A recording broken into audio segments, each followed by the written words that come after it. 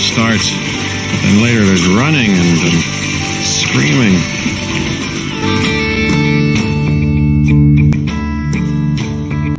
G'day everyone, Matt over here. Sorry, is that me? That's me. The Brickheadz here. At least I know the sound's working. Why is Wally flat on his back? What are you doing? Went a bit Wally.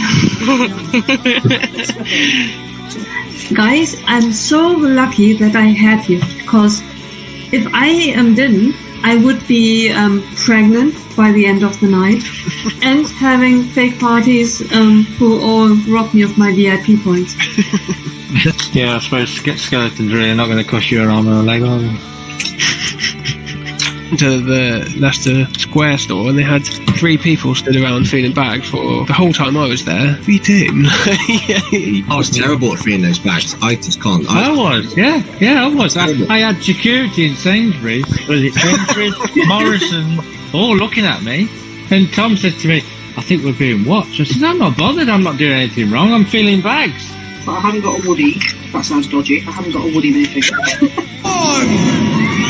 There's 2 now! It doesn't matter! Good evening, everyone, and welcome along to this live stream Family Bricks number 32 in this season. Hope that you're all going well, and shout out to the replay gang watching this back. Last week's one, I think, again, had more people watching on replay than what we did on the actual stream itself, which is always good to see. Shout out to Brian's Bricks, who also left a comment. So if you are watching this back on replay and you leave a comment, I'll give you a shout out in the next one. So feel free to do that. Please do all the usual social media, share, like, and subscribe.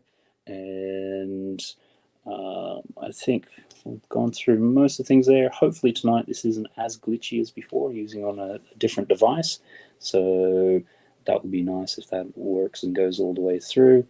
And I'll just quickly drop in a plug for our sponsor, help pay for a few things. This video is brought to you by McCatsim Holiday Homes in Margate and Broadstairs. Great for a week's holiday or a weekend escape, being just over an hour east of London, UK. Treat yourself to amazing sunsets, a Lego wall, or great food. Visit www.mccatsim.com and mention this YouTube video and we'll look after you.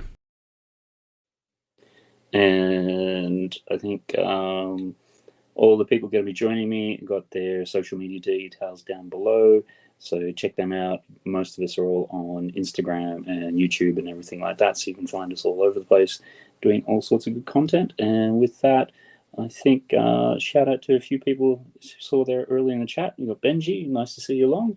Midlab saying good evening as well, and then a couple of our regulars on the panel also doing that. So we'll now get into it and bring some people in. Start off with our... Where should we go to first? Always a hard one. We'll go across to our builder, who's now sort of been able to move house and finally get all set up and everything like that, which is, I'm sure they're thrilled about, and unpacking and doing all the good sort of things there. So welcome along this evening to Brickheadz. How are you going? Hello. Yeah, very well, thank you. Yeah, getting settled, like you say, makes a big difference to only have one place to look after rather than having to clean a flat, come back here, sleep, work, go over there, clean. So now I can ignore the important problems rather than have to deal with them. The problems are only hiding in one location, yeah, because I think last week on the stream, you were just about to hand the keys back, or you may have just done. Yeah, it was like the day after the stream, I think, or maybe 2 days after. But yeah, we've just finished. I think I'd finished that night, actually. That was my last trip over just before the stream. And I don't have to do that anymore, and it's nice. And I get my evenings back somewhat. I'm sure they'll really sure that won't last long. I've taken a bit of a break, and now I've got to, confront real life again. Yeah, it's going to be interesting. I always have these streams, and it's like, oh, what are you taking apart this evening on the stream? Oh, this is what you're taking apart this evening. yeah. I've been building. You can see I've been building the no, other way. One of the Ahsoka sets, the E-wing nice. and Shin, the Shin, other fighter. Yeah, that's been good. Brilliant, excellent. Yeah, I think managed to Amazon Germany during the week, thanks to our roving affiliate.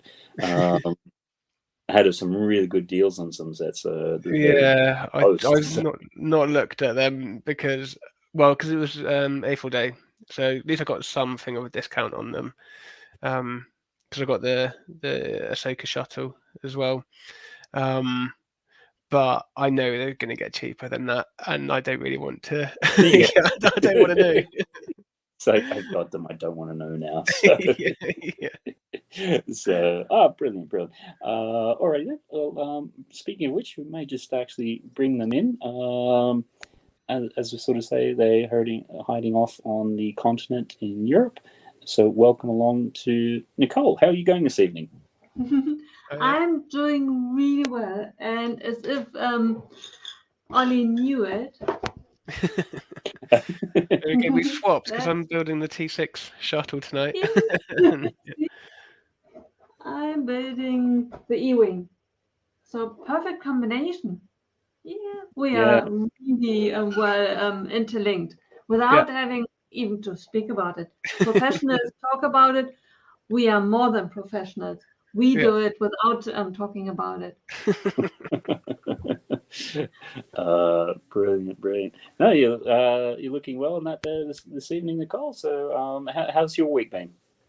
Not bad. I love the season. Autumn is my favorite season. Autumn and spring. I don't really like the really cold winter, and I'm not really a fan of the really hot summer. So autumn and spring are my favorite seasons, and that's the perfect weather. Blue sky, 20 degrees, perfect. Oh, nice. Yeah, it's here. It's turned. I don't know what it's like where you are, Ollie, but it's just raining. Yeah, hammering it down. Today was quite nice. I got in the car earlier. I had to go to the shops and turn the engine on, and the wipers were just suddenly going crazy because last time I drove it was horrendous. Wow. Yeah, it's you can definitely feel the change in seasons coming along. So brilliant. All right then. I did see. I think one of our other guests just dropped off for a sec. So I'll bring in the final guest for the time being. First time on the stream, and everyone in the community probably knows them quite well for all sorts of different things. It's going to be hard just to do a summary off the top of my head, but initially was doing. When I say initially. Did Callie Brickclick a lot of the editing on that, which, unfortunately that came to an end, but for a while it was there. It was fantastic. Does a lot of stuff with veterans and Brickmania, and actually also had a video come out, I think in the last week or two, sort of paring down some of their Lego collection and giving it away and things like that, and doing some charity sort of things with that as well. So bringing them in and talking to them. Shy time is my time. How are you going? Hey, thanks for having me. Cool to be here. Great to have you in. I know. I think we're just discussing a little bit backstage. The time's a little weird, so, but it's great to have you in. Well, thanks for having me. Yes, I am working while I'm here, so keep that in mind. Brilliant. No, it's. I think the other guest still hasn't come through there. I was having a look at one of your videos recently, and you're looking at paring down your Lego collection. And I think we all sort of get to that point where there's just so much stuff. It's like, won't be buying it, or being a lot more selective. How are you getting on with that?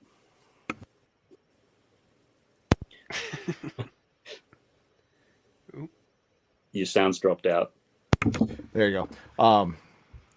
To be fair, like, not really great, but I mean, like, before I used to get a lot of the third party stuff. A lot of it is sponsored stuff, but I've been not doing that as much lately, just because don't have any space. Like my backlog is ridiculous, and like I know the UCS vendor is coming out.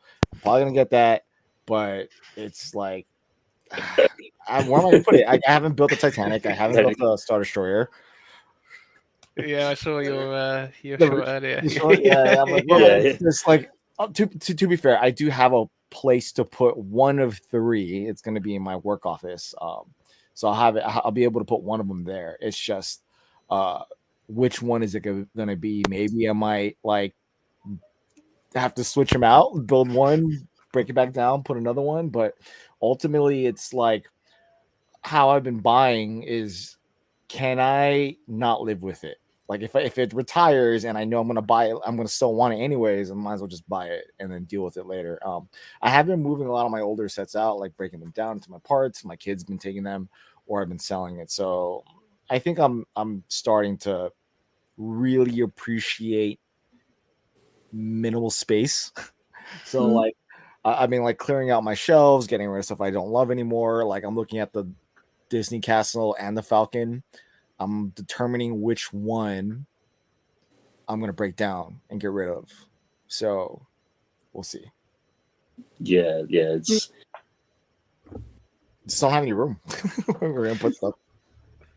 Comes with the life. I've had a bit of a reset recently. Moved house and dismantled loads of sets. Basically, the ones behind me are the only ones that are still built, and even I keep them all because most of them are mocks, or special ones. But yeah, it's figuring out what to actually keep now, like what to do with the ones that I don't rebuild. Do I cycle through? One thing that I found that helps is that I don't keep boxes or instructions. Those go straight to the trash, right? Like once I use it, it goes to recycling and it's over with. I don't ever pay no ifs or minds. So like now that I don't have a box to put it in, it's just like, okay, if I'm gonna break this down, I'm either gonna bag it up or just throw it into my parts collection. And usually it just goes into my parts collection or in a giant bin of random parts. So it's like, because I don't have a box and instructions to put them in, I don't feel the need to save the build. Yeah, I know what you mean. I'm not so precious about it, and it kind of makes me realize, like, I guess this is what it was designed for, right? It's not necessarily designed to be displayed the whole time. It's meant to be reused. So does that result in you being able to sell it easier? Because to me, if I break it down and as soon as it is in my loose bricks collection, it's gone for good. Theoretically, it's still there, but I know I will never piece it together again. So yeah. So if, exactly. So if I don't have the instructions, I don't have the box. I mean, technically, when we buy a set and we build it, right, no matter what it is, we've already got our money's worth out of it, right? Because you're paying for it. You're paying for the set and the building experience for it, right? That's it. Whatever you do after that is extra. Whether you build it, turn it into something new, or whether you sell it or trade it or whatever, that's extra. Now, a lot of us as Lego collectors like to keep the set because of the value of it, but in reality, for you to get your exact money's worth out of it, like you have to put it back into its pristine condition or find the right person to buy it for the price you want to sell it for, which, they're out there, but it's just like, for example, I have a $4 million car. Example, I don't really, but I have a $4 million car. Right? I want to sell this $4 million car. It's a collectible or whatever. Yes, it's worth $4 million, but who's going to buy a $4 million car? Yeah, that's so you're waiting for that right person to come along and buy it. Right. The market can be very small with that. So, and for Lego, it's a bit like keeping shares. You are in a tricky position of, do I keep the set? Will the price of it rise in future? Do I sell it too early? Do I sell it too late because a newer set came out and now my set drops in price? It's a bit like shares. You theoretically have the money, but as long as you do not sell them, it's just theoretical money that you have, and then decide when's the best point in time to sell it. Yeah, exactly. Like I feel like when you start thinking about your Lego sets as commodity, it kind of takes the fun and a creativity out of it, right? Because now it's just like, oh, I got to keep this together. You start getting that hoarding mentality, which I'm guilty of too. So don't get me wrong. Like, I'm not saying I'm just one person that doesn't do any of that. No, I keep sets. Like, I have like 7 or 8 of the same GWP. Why am I hoarding it? I know I'm going to be able to trade in or sell them later. Like, fortunately for a lot of people in the United States, we have a lot of bricks and minifigs everywhere, and they're starting to pop up like everywhere. Like 2 years ago, there was only 2 in the area for me in Southern California. Now there's like 10. So it's I know I can flip these easily, and that's essentially what I'm just doing with it. It's like waiting for that set that I want, and then bringing all these things I don't care for to trade in for that. And yeah, we don't have that. Oh, I don't have it anywhere near me where I can just take a Lego set and trade it in.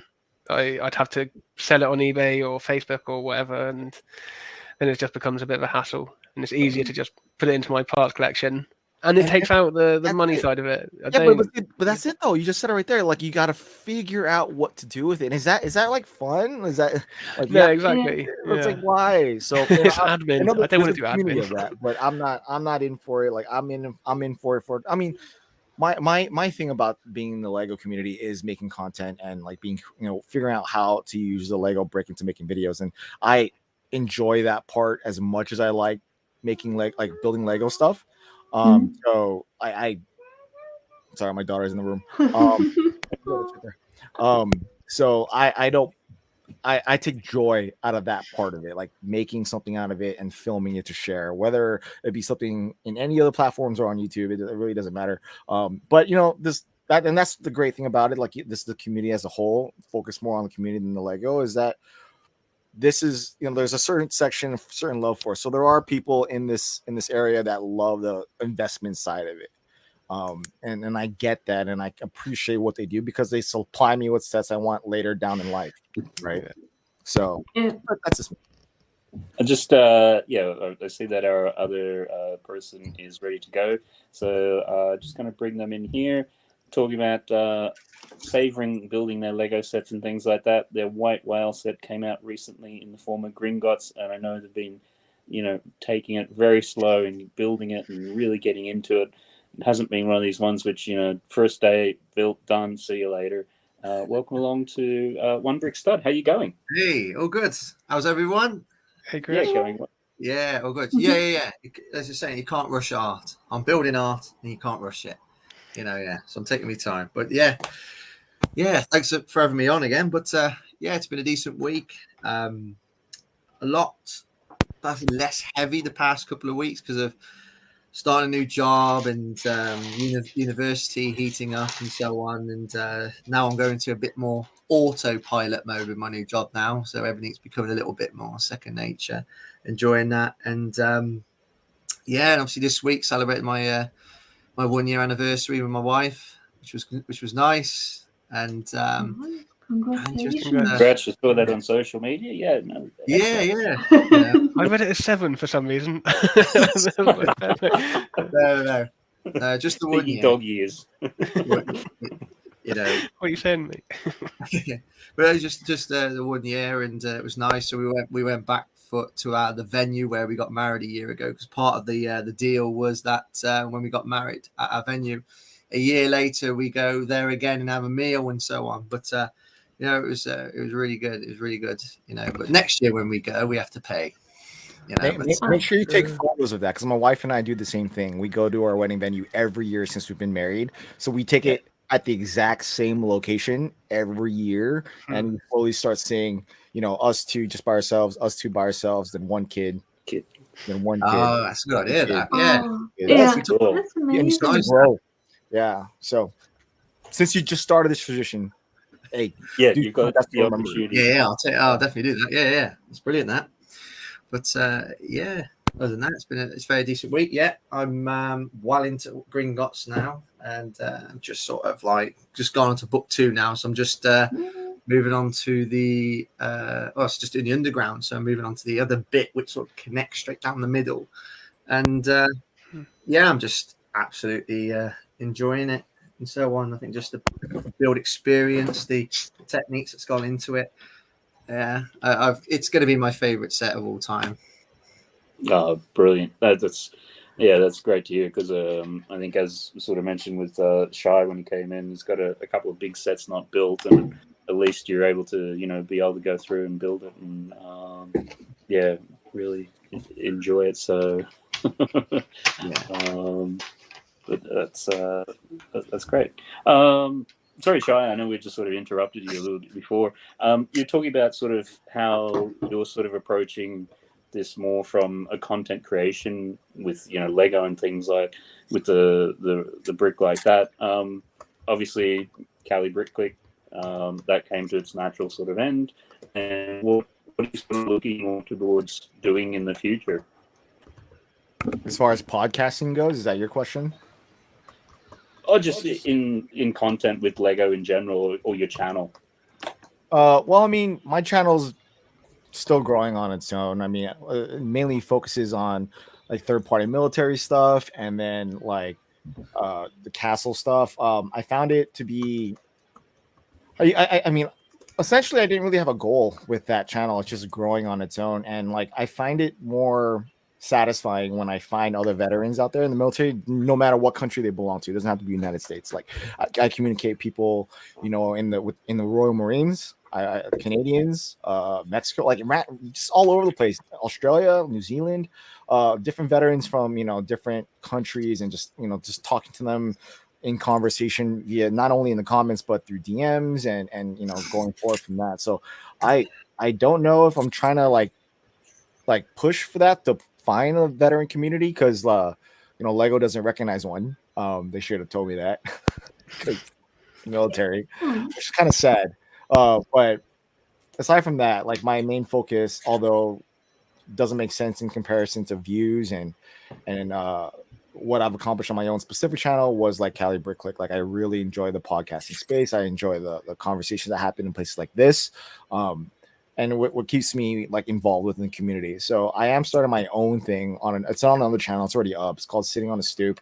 It's another podcast, but it's going to be, more of a opportunist type of thing. Whereas if, we're in the same area, no matter where it's at, I'll try to get an episode in. So you'll find people mainly coming over to my pad, or, if it's at a convention, I'll probably, set up a little thing in the room, and we'll hammer out an episode, and they won't be long. They won't be like, Cali Brick Click episodes weren't long or enough as it is. Like we tried to keep it only at an hour, but like they'll probably be like 30 minutes to like 40 minutes long, and then I'll be able to go from there. But I like conversation, and if it happens within the Lego space, then that's that makes me even happier. So that's pretty much what's going to be my focus. I do have like 3 guests to be on my first couple episodes soon, so you'll probably see stuff about that on the socials everywhere. Socials. Yeah. And sorry, what was it called? Sitting on a Stoop? Yeah, Sitting on a Stoop. STOOP? Yep. You won't. It's not discoverable, so if you type it on YouTube, you won't find it. Only because there isn't any content out on it. The only way you'll find the channel as of right now is just if you just go to my actual, YouTube and scroll all the way to the bottom, you'll see featured channels. You'll see Sitting on a Stoop there. So I also created a vlog channel, so there's that too. But that's just me to throw out vlog content. It's not really nothing crazy. I'm not trying to grow these two. I'm just, this is more like for fun type of thing. My actual channel's for fun too, but I should probably take it more seriously than I do. My friends tell me that I probably should. I have traction there, so why not? But Sitting on a Stoop is like the one I'm putting my heart in when I have the opportunity. When you get to it, yeah. No, it's when I first started out the channel many years ago. I was doing longer form interviews, and go for an hour and a half. I think I did one with Kevin Hinkle, which went for like 3 hours, and then broke that up into pieces. And then even when you just have an hour to go through and edit, you generally then go spend 7, 8, 9 hours going through the same thing and trying to cut it down, chop it down, things. Okay, you get better at it. But no, I can certainly appreciate with the Cali stuff, if you're the workhorse for that, yeah, that would take a lot out of it. And it was week after week after week. And you had, some really interesting conversations and guests on there. Certainly some of the stuff from Amasaurus in terms of, knowing your worth on things and, a full breadth of stuff. Yeah. So, but, the editing on that was quite good. So you can sort of see, like, it's one of those things Thank you want you. to do it, but it's... Thank you. I mean, like... a lot of work. Cali Brickheadz was fun. I loved it. I mean, I love Claire. I love Ninja. Like, I'll do anything for the two. And, despite any rumors out there, which I've only heard a few, we ended on good terms. We didn't have any problems with each other. It was nothing like that. It was just becoming, draining to do every on a weekly basis or on the same time, and the scheduling and trying to get the episode out on a specific time. It was becoming like too much. And, Claire was starting to see that. I was starting to see it. Ninja was like there too, but like, high note, let's just end it on a high note, and it's ended. So now, we still talk, we still hang out. So it's not like, it's not that it's hurt us in any way, but I wanted to continue that conversation. I think the best way for me to do it, that I don't see anyone in the Lego space doing it, is, one-on-one conversations, like physically together. Now, it might be hard for us here to be able to get on an episode together, but that doesn't mean that it won't ever happen. Like, you never know. You might be in the LA area, I might be we might be in the local convention together, whether it be Chicago, Virginia, all over, and then I'll be like, hey, you got 30 minutes? I'm over there for 30 minutes. So like that. So but I want it to be special. Like, I don't want you to expect an episode like every week. I know that I get the comfort in that, knowing that there's gonna be, a London Calling every Friday, or this every Thursday, or a couple of Brickheadz every Thursday evening. There's a comfort in knowing that there's a relative chat that's about to happen with the same amount of people that it's going to happen. I appreciate that, and I love that. But there is also something to, like, when you wait for a show that you're looking forward to, like a new episode of like, for example, Ahsoka, when that Tuesday comes around, like, here we go, something special about to happen, you make it an event. So that's what I want. I want, like, if an episode is going to come out on that channel, I'll hype it up before, and then it's something special when it finally releases. So, that's kind of the direction I want to go with it. That Hopefully definitely it works. Yeah, I've seen it work with plenty of other things. I think it's a good way to go. And as good as it is having, like, regular weekly stuff, as a listener at least, it can become almost like something you've got to build into your week a bit. And it's nice to just have this just appear and be like, oh, cool, I can stick that on now, rather than like, okay, it's 9 o'clock on a Friday morning, I'm going to go check that this is out. And then if it's not uploaded for whatever reason, you're like, well, what's going on? My whole routine has been completely ruined. Yeah. No, I do get the where are they? Like, if Good Morning Brooklyn happens and they're not there, I'm like, hi, what's going on? Yeah. But that's the great part about it, though. If we were to disappear, people would care. So Yeah. So and I don't think in our community that you really need to do it on a specific time and day. You can do it, but the beauty of our Lego community is, as big as it seems, it is at the same time very, very small, and you are an essential part of it. So even if you don't do it on a specific day every week, I bet money on it. The moment something drops, even if you wouldn't marketing for it, word would spread, and someone definitely would mention it, and then everyone jumps on it and wants to see it. It's see, you guys are really hyping me up right now, making me feel great. But so this kind of reminds me that, like, the one thing that Cali Brickheadz gave us was notoriety. That, like, amongst creators and people that are really involved in the online community.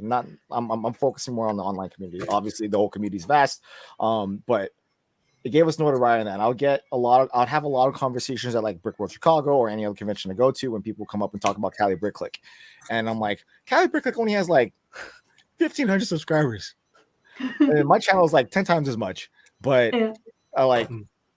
but they don't come to me about that. They talk to me about Cali Brickheadz, and I really came to really appreciate those conversations, because those are the people who are like, will support you no matter what. Like, they don't have to comment, they'll listen in. but they're there to listen to the entire 30 to 55 minutes or an hour and 30 minutes. And those are the ones you essentially want, not the people that click on for 5 seconds and bounce. It's just and it's become a thing where like creators really cared about it. And I'm like, oh, so now this podcast is for creators now, or anyone that's in the social media space or that hang out in the social media space all the time. Like, and I'm like, okay, so now it's become even something more special, that it's kind of like a high end, like something to be appreciated if when an episode comes out. So I kind of miss it, so I want it to continue. So long may it continue. Yeah, it was fantastic. Yeah. It got me back into it. I happened to get into it. I think I just stumbled across it fairly early on after getting back into Lego, and it was a great introduction to, well, the community, I suppose. The other side of Lego. Like, yeah. So, a lot of people forget that creators, we struggle. Like we have our own issues, but there are also issues with the community as a whole. And but I think that we as people who watch, like if we watch movies and television, like the actors and actresses, like we're so invested in the character that they're playing, but we forget that they are also not them. They're actual people with real lives, but they do a good job portraying that role. And when we do videos or when we make content on here, we do a role, like for example, I'll use the sources as a great example, just because they have an online persona and they don't. And they have their own personal persona. The online persona is very family friendly, so they won't be, they won't be swearing, they won't be like drinking, alcohol or anything like that. But they're human, so they have an online persona and they have a at-home persona. Like here, like on my own channel, like I'll swear, but I won't swear as much as I do. I won't swear as much as I do in reality, or I won't, give you the full story, because some of that stuff is private. So like. You'll know, or like for Josh, when he portrays, from Josh Bro stuff, he portrays characters in his videos. So it's like we have an online presence. So it's good to see the inner workings of that character and the people behind and the reasoning why they do certain things. So especially when it comes to the human struggle. I mean, the human struggle is like a fascinating thing. So watching people like go through hardships, it's not necessarily a bad thing, but it's learning. It's a learning aspect, and it teaches empathy. So, let me know if I talk too much. No. That's. I think, as what you're saying, in terms of more creators are gravitating towards it, and I think when I shouted it out for the Amasaurus ones in terms of knowing your worth and how to deal with all those sorts of things, is certainly getting approached by all sorts of different things at this stage, and it has been a matter of saying no to a lot of stuff. I mean, some of it doesn't fit, and trying to to deal with that, have kids, do a bit of a stream, do this, juggle it all in there. And I've always thought there's a good analogy where when you're juggling, there's only so many balls you can do successfully. And if you take on one more, then they all fall down. So it's knowing, what the limits are in terms of this is what I can do or get through. And with a couple of businesses which I run, they ebb and flow. Like summers are really busy. So just sort of coming out of that. And then when you have kids and then, when their school things are and when there's school holidays and, being daddy daycare and, trying to juggle all that and have some sort of consistency through a week. So, and I think there's one thing which got picked up, and I know I prepped everyone here, was there was a Tips and Bricks post which they did during the week. Normally, Tips and Bricks, it's just they do some really good stuff. You'll have a combination of fan media type things. They'll look at people have done mocks, some of their techniques and things like that. But then this week they put out a post which really stuck out in their feed, and I've got a link to it below the video. I wish I would have taken a few more screenshots or something, but time. So I'll just quickly pop it up here, and it was sort of about toxicity within the Lego community, and it's sort of saying, I'm summarizing here, but you can see the post. Talking about in terms of, having community safe spaces where people come into it, and then discovering fandom in terms of, if you like Harry Potter or Star Wars or, technical or whatever that might be, having discussions about that. And, people can become passionate about it and, can start to disagree on things. And it's where that line of disagreeing then starts to be moved from constructive criticism into more of a toxic sort of element. And, then just going through the idea of,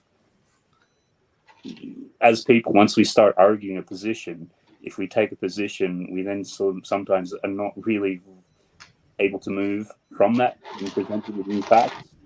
And then, how does that then spiral into harmful language? And I thought it was interesting here, only the best is good enough, which is obviously the slogan of the company, and how that gets applied, and people can throw it back in terms of, to justify whatever their position might be.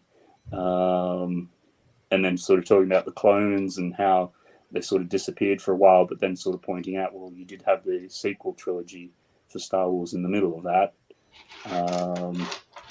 And then something we spoke about a bit last week on the stream, when you've got these really expensive sets, how many figures are you putting in there, and, a sense of entitlement around that, or what's going on.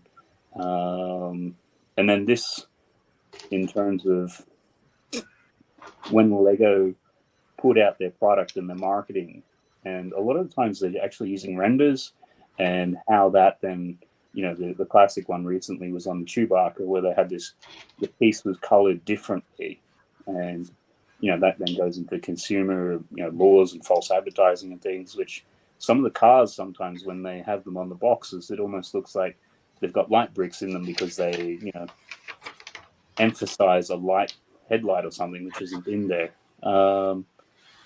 So I know there's a lot there, and I think we'll start off what I wanted to do, because if I just get this stuff over to here, does that work?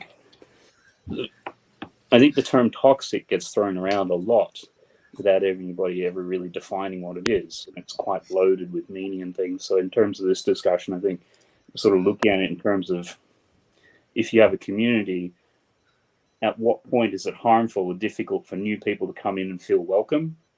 They're saying that's what a toxic community can be, because people are too wrapped up in all their sorts of ideas and notions. So is there anything that people want to sort of lead off and talk about on community?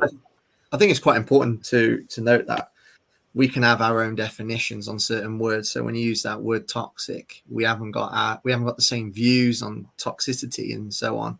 For me, my definition of toxic, or toxic behaviors, or toxic attitudes, is when something becomes more of a hate crime.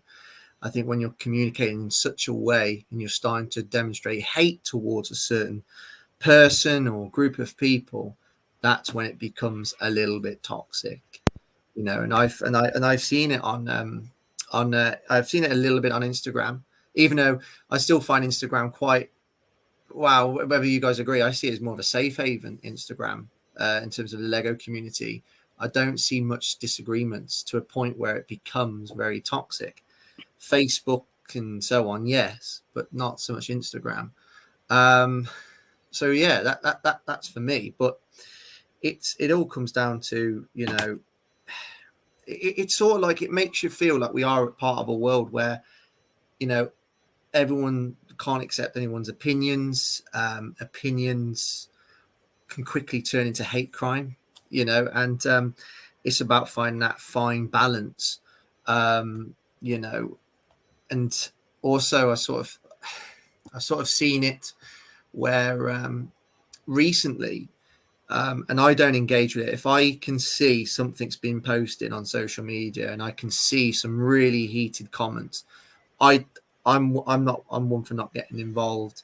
I saw one recently, as you know, I'm a Lego Harry Potter nut, and there's a certain group out there that completely disagree with people buying Lego Harry Potter products because it funds hate groups, that, you know, if you know all about J.K. Rowling, apparently her upsetting a certain group, you know, trans group, and apparently if we buy Harry Potter sets, we're helping her to fund hate groups and so on.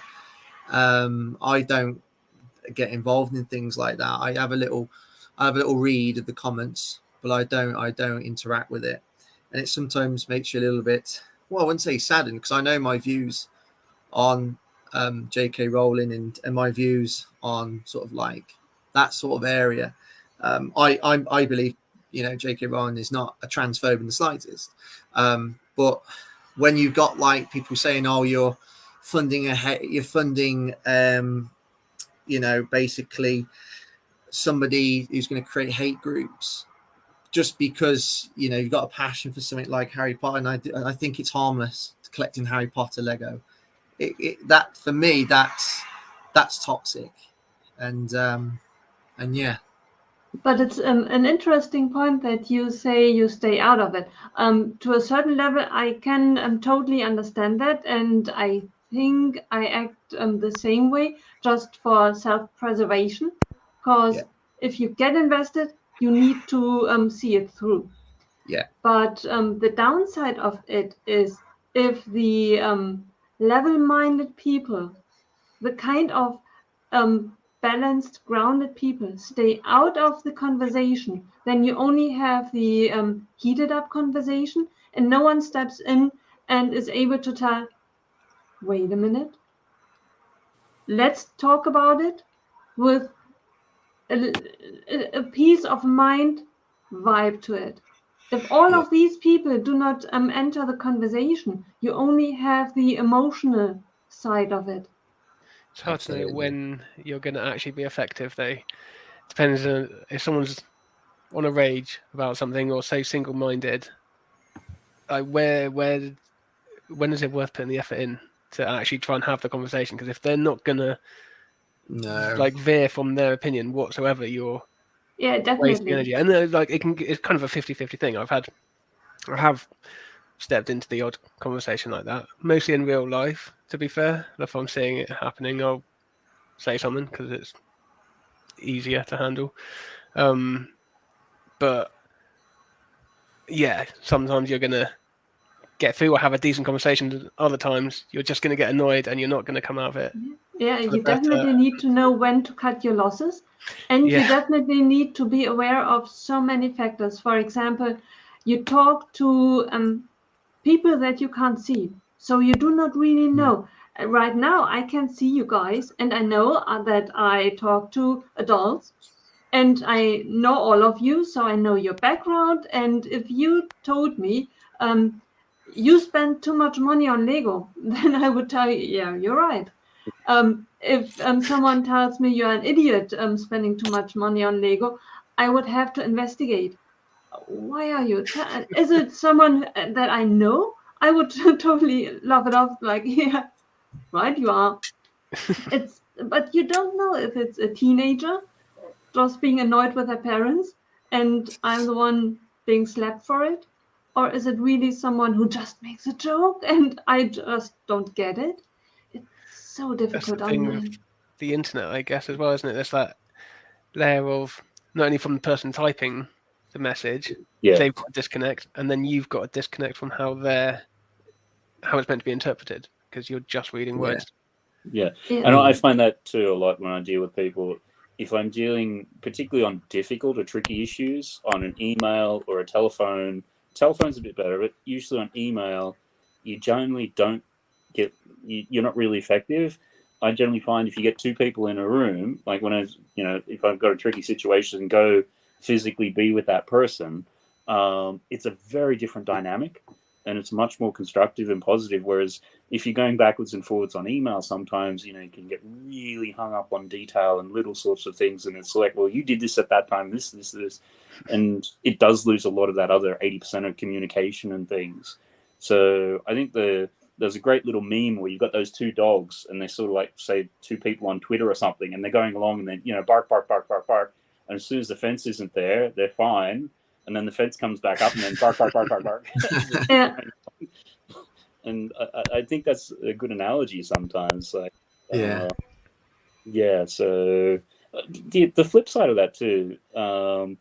Have we now? I've seen this a lot with Facebook as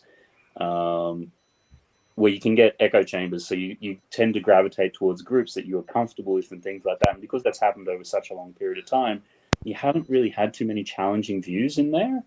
And then it almost, to me, it seems like people can't have conversations as readily where you agree to disagree on things. And you can be heated and you can debate it, but at the end of it, you go, okay, look, I respect your opinion, you respect mine. Okay, let's move on and do something else. Do people get that general sort of sense as well within society, or is that just sort of me making it up in my head? I think people are quick to get offended. Yeah, for sure. Especially online. Like you do see it on Facebook or Reddit, especially is one where people could see heated arguments like come out of nowhere. And while they're kind of entertaining to watch, like the wider impact of them is probably not so good. But yeah, people definitely, I guess when you're dealing with the internet, you can almost go in defensive or offensive. Like you're on your guard in one way or another. And people do.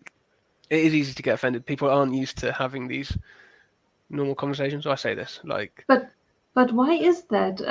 Chris, you said that there was a video from the designer of the Hogwarts Express, right? Yeah, Marcus Besser.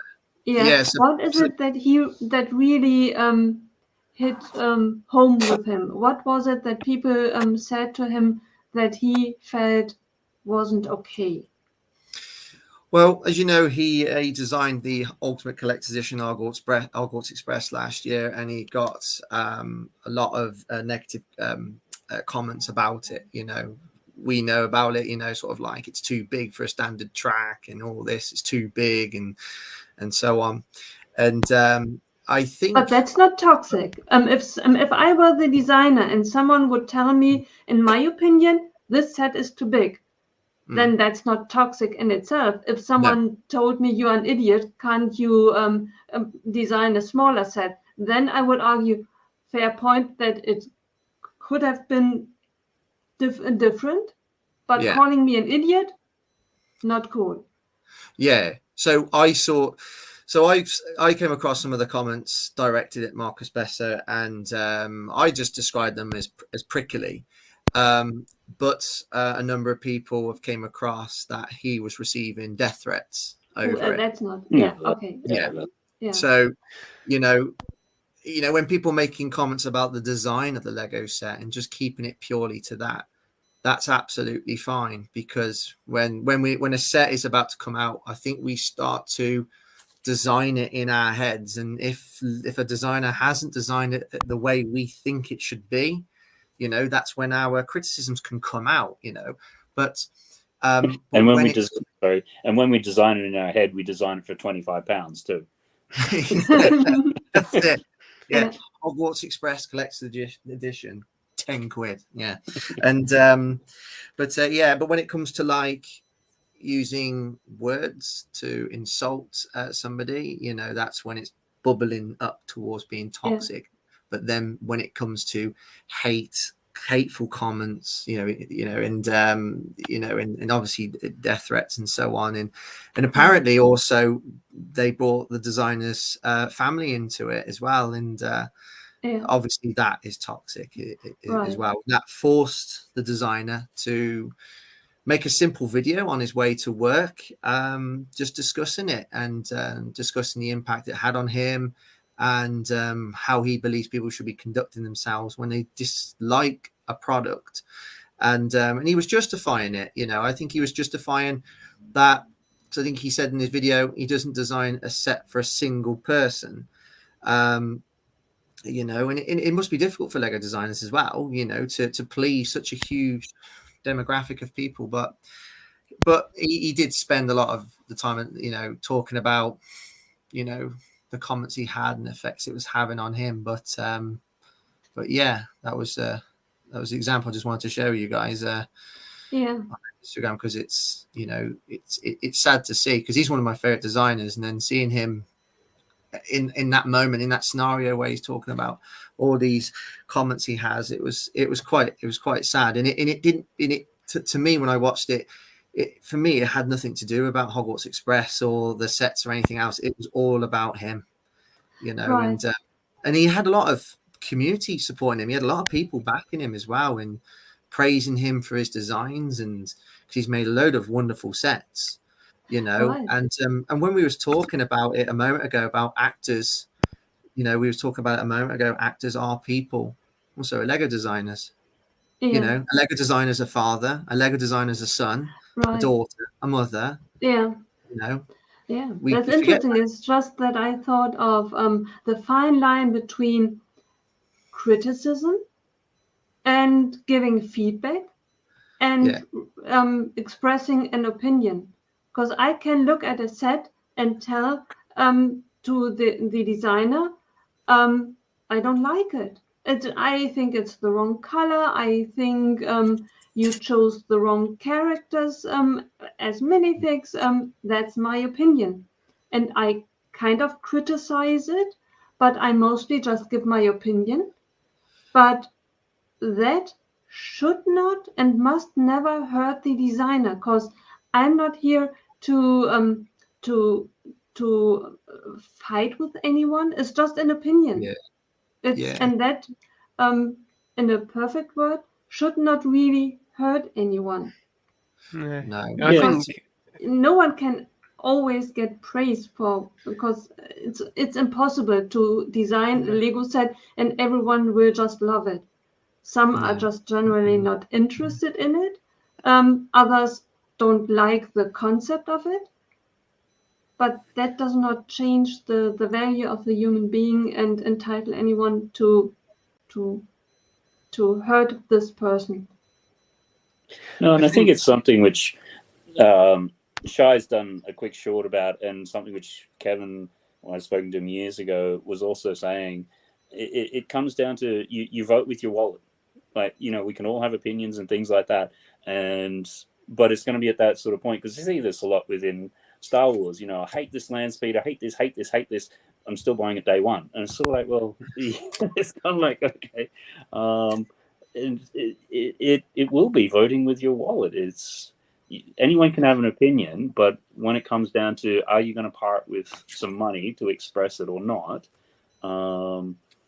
And you know, the internet is a wonderful place of criticism. It's even on some of the videos I've done, and then when I'm doing some art and things like that, like art's a lot more interesting in terms of some of the comments that you get from that, because, you know, some people can really go off on tangents and really rip into it, and it can be quite a personal thing. But there's also a level of developing a bit of a thick skin to that.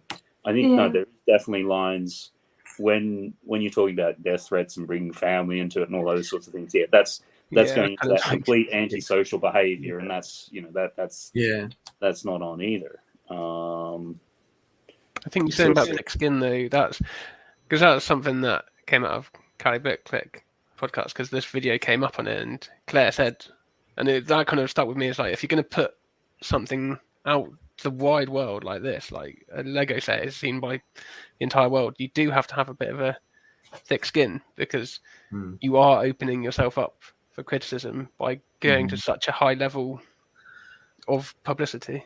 Yeah, it's something. It's whenever you put yourself out there, even if it's like a presentation at work or something like that, right? It's not meant to be in the out world, but it's in front of people.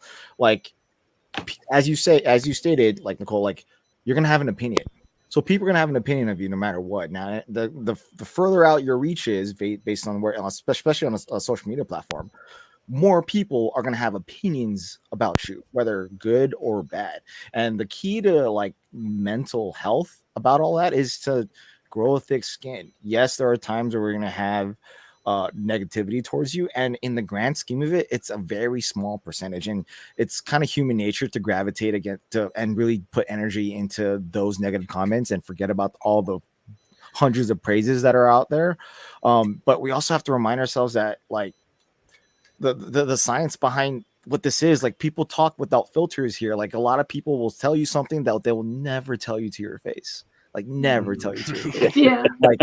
Like I whenever I see something that's negative towards me, like I look at that and I'm like, they will never tell this to me in person.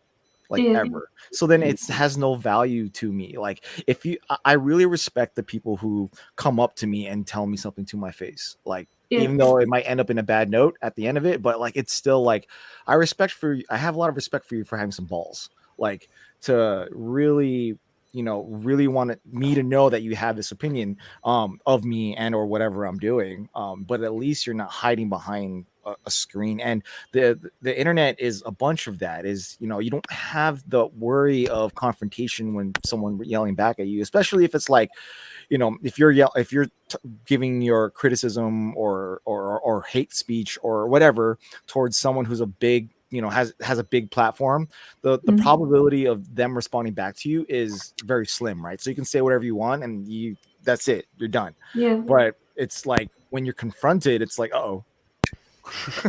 Now I'm diving into this, and then you get into protection mode. But like, and that's why people will do it on the internet and they won't do it in person, because there's a probability if you say it in person, harm might come back to you.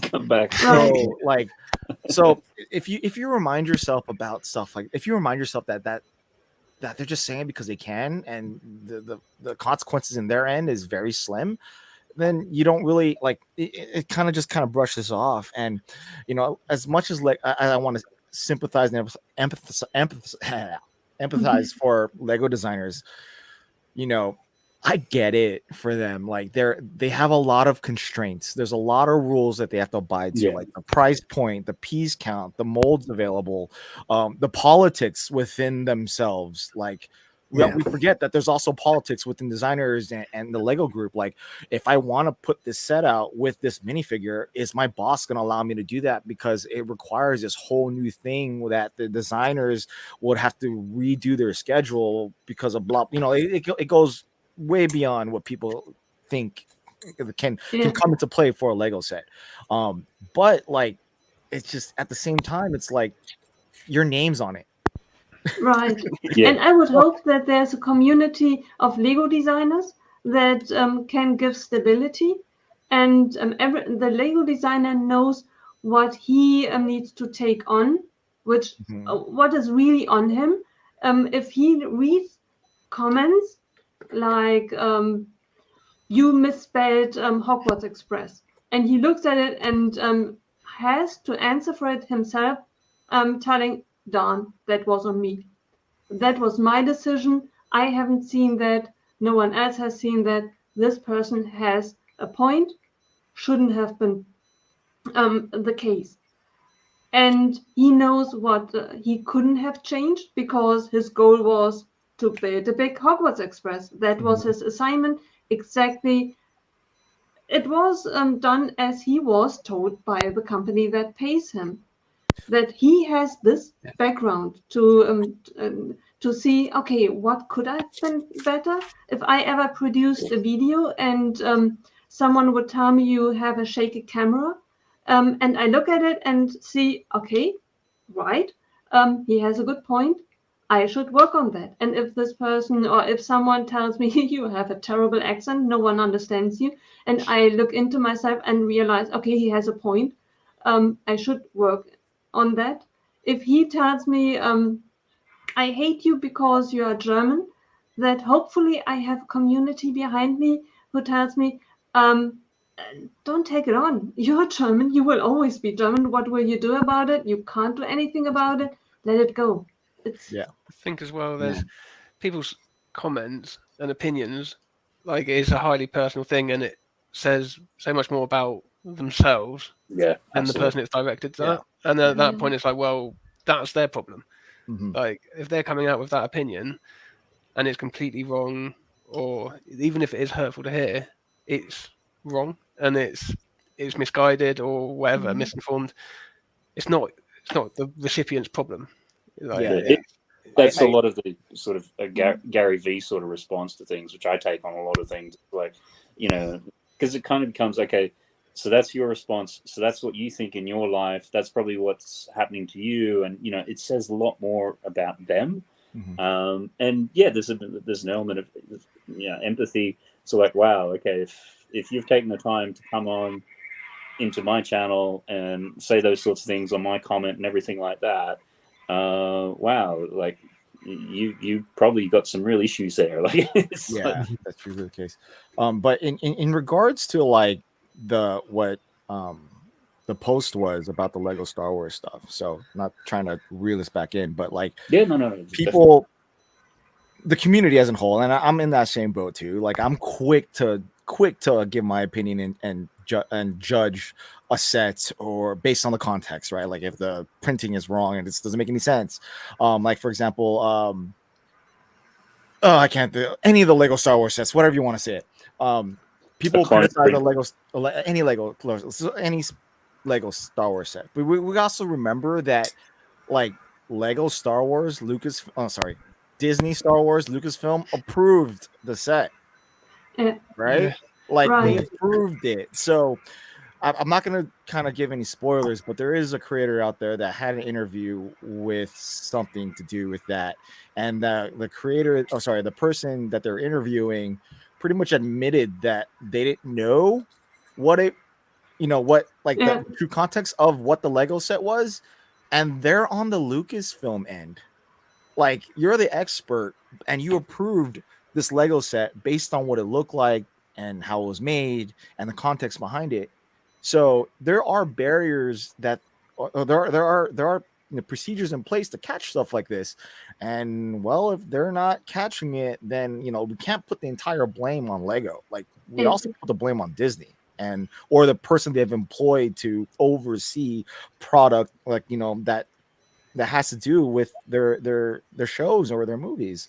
So but again, now we're going into like the complexities of the science behind of why sets are done the way they are. And upon like when a set is released, you're not thinking about that. Your face value, you want to see if you get upset and you stay your opinion, you move on. You don't really have the energy to be like, I wonder why it's done this way.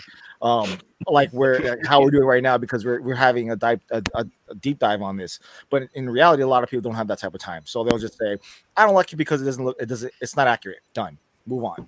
Like that's the amount of energy they want to place on it, and that's the amount of energy they care about. And for us on the receiving end as creators, or like just in general, it comes down to energy wasted, energy used. Like, do I want to waste my energy yelling back at this person when in reality they don't give a crap about me? Why? Like, why am I wasting my energy on this when I could just waste my energy on something more productive and meaningful in my own life? Yeah, that's what I mean. So, but that comes with maturity. And kids have a lot of energy, and they love to say their opinions and fight with you. So, yeah, and that's a lot of Lego Star Wars. I'm just saying. Yeah. The other interesting thing which they brought up, maybe just going off since, was they said Lego is not a replica company, versus.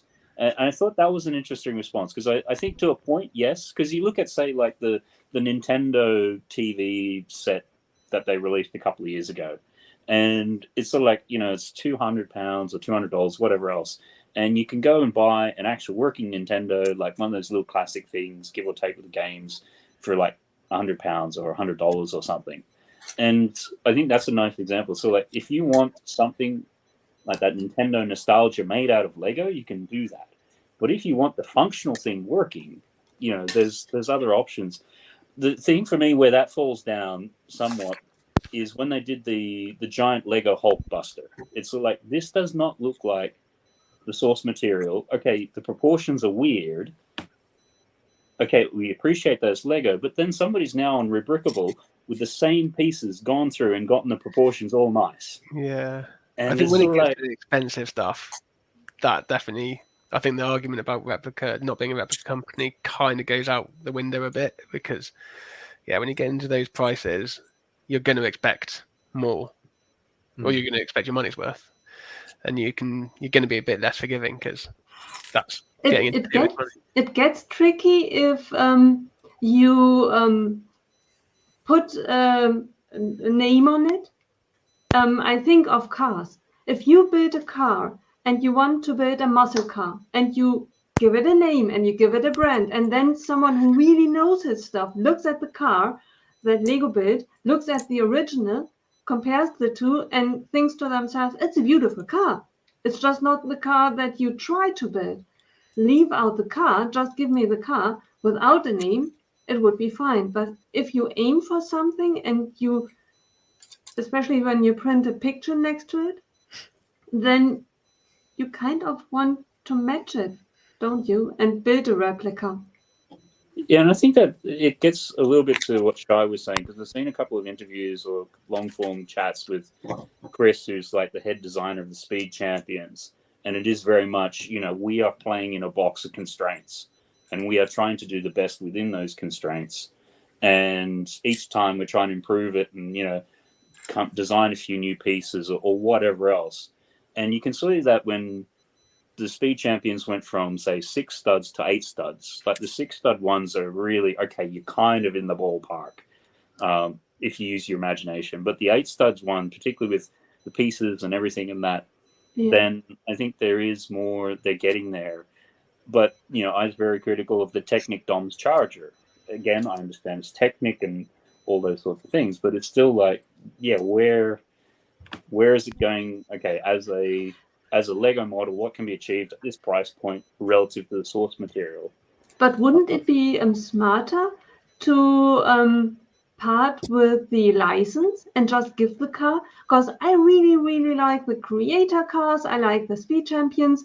Luckily, I have absolutely no knowledge of cars. So I love the building experience. I love the car, but I have nothing to compare it to. If Lego looks at a product and they know it before it is released, wouldn't it be a smart thing to say, I don't go for the license, which drops the costs, and I still release a beautiful set without the downside of someone really comparing it to a specific. They might look at the product and think it looks like a muscle car, that's just pure chance. It comes down to how much that licensee was involved originally. The classic case of this was in the early 80s when they had Conan doing the films. They actually started Mattel developing a line of figures with Conan in mind. Yeah. And then they dropped the license because they had some squabbling, and that line became He-Man. And then the license holders then turned around and sued Mattel, basically saying, well, you're doing Conan, but not calling it Conan. Yeah. So they lost in the end. But it's one of those sorts of things like, you've got to be really careful there, because it's sort of like, well, where did because they'll look at where did the origin of this idea come from? And if you've involved the license holder up until the very end, there's going to be some problems there. So yeah. But no, it's a good thing. A good question, though. I thought the other interesting thing that they brought up was, only the best is good enough, and how, this is a child's toy, so therefore, it's only applicable to a child's toy. And, I've sort of got a bit of a mixed feeling on that, because we, certainly within businesses, and it's sort of like you're always trying to improve or, get better with your things that you're doing. And sometimes when you get companies and they wrap their identity and values up in slogans like that, and then you don't meet it, then it can be quite, not so much dangerous, but then to just dismiss it out of hand. Like you kind of like saying, we're going to live up to this, but then we don't. And I think Steve Jobs did an interesting thing where he would say, once you get to a certain point, you can then look back and pick up the dots you want to tell the story of the company or the values and things like that. The classic one being, Netflix. It's because it was created because the guy had to go and pay $40 late fines to Blockbuster. And there's a huge question mark over whether or not that ever happened. But it's a nice story. So I don't know. What do people sort of take on, when they say only the best is good enough? How applicable is it, and where does that sort of end? the slogan "Only the best is good enough." I mean, as a former Lego employee, that slogan goes beyond the toy. So that's from Lego. Like for that statement to say only applicable to like a child's toy is a cop out. I think like if you're gonna use that statement, right?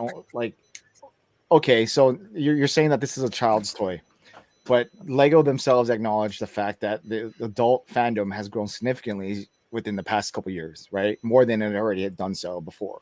The targeting audience for a lot of these more expensive sets has been admitted to be aimed towards adult with money. So to say that this is a complete child's toy, yes, that was maybe the aim at one point and for a majority of Lego's life, but that's not the case now. And if they continue to make these large, unattainable sets for children, then you're acknowledging the fact that this is no longer just a child's plaything. Like you're building sets, you can't play with this Millennium Falcon. Yeah, I was going to say the Venator. What are you supposed to do? You're Like switch it out? It's going to stay in one place. Like, you know, that it becomes an art piece, and children don't buy art pieces. they buy toys. They want toys. They want to play with it. And yes, you know, the innocence behind what Lego is trying to promote, like, you know, I would run with, like, you know, bringing your childhood back, like bringing you back into a toy that reminds you of a more simpler time of your life. And now you have the money to be able to build whatever you want. Run with that. Yes, it's a child's plaything. Yeah, sure. But to use that as a caveat for like only the best is good enough when it comes to, you know, this is a toy, relax. You don't need to be thinking about it too hard. Well, like, no, I mean, like, as a former employee, when you tell me only the best is good enough, you're applying to customer service, you're applying to your technology, you're applying to how you treat your employees, which is bullshit because they're not treat their employees well. That means you're not. I mean, I can go on for days on how they don't live up to their own slogan from within themselves. And you know, if you're gonna promote your company as only the best is good enough, then. And if that's your slogan and your motto and your mission statement, I mean, I'm not really your mission statement. I mean, like, you know, your battle cry, then that applies to everything. The way you run your company, the way where you put your money in, what you invest in, like how you treat your product, like how you advertise, and that should be. I mean, it's a very strong statement to say only the best is good enough. Then you got to live up to it. You can't just like say, oh, only when it comes to this, the best is good enough. Right. Everything else is whatever. Like, and as a simple customer, if I hear from the leading company just for Lego with the highest prices, if someone tells me only the best is good enough, and I see that I pay premium price for it, I open a box and then I think, okay, that's the mission statement of the company. I guess the bricks are top notch. And then you see stickers there, and someone thinks to themselves, why is Green Gods not printed? I thought only the best is good enough. And then you open a set and there are color discrepancies in it. And you think to yourself, wait a minute, I paid 400 euros for that, and didn't someone tell me only the best is good enough? Something is not matching. And when you're then into the game for years and you see that it only gets worse and not better, you would think that the company sees the problem of color discrepancies and do something about it, or at least mention it, that there's a problem. Okay, we have on the one hand the problem with the colors. We are acknowledging that, but that is never done, at least not to my knowledge.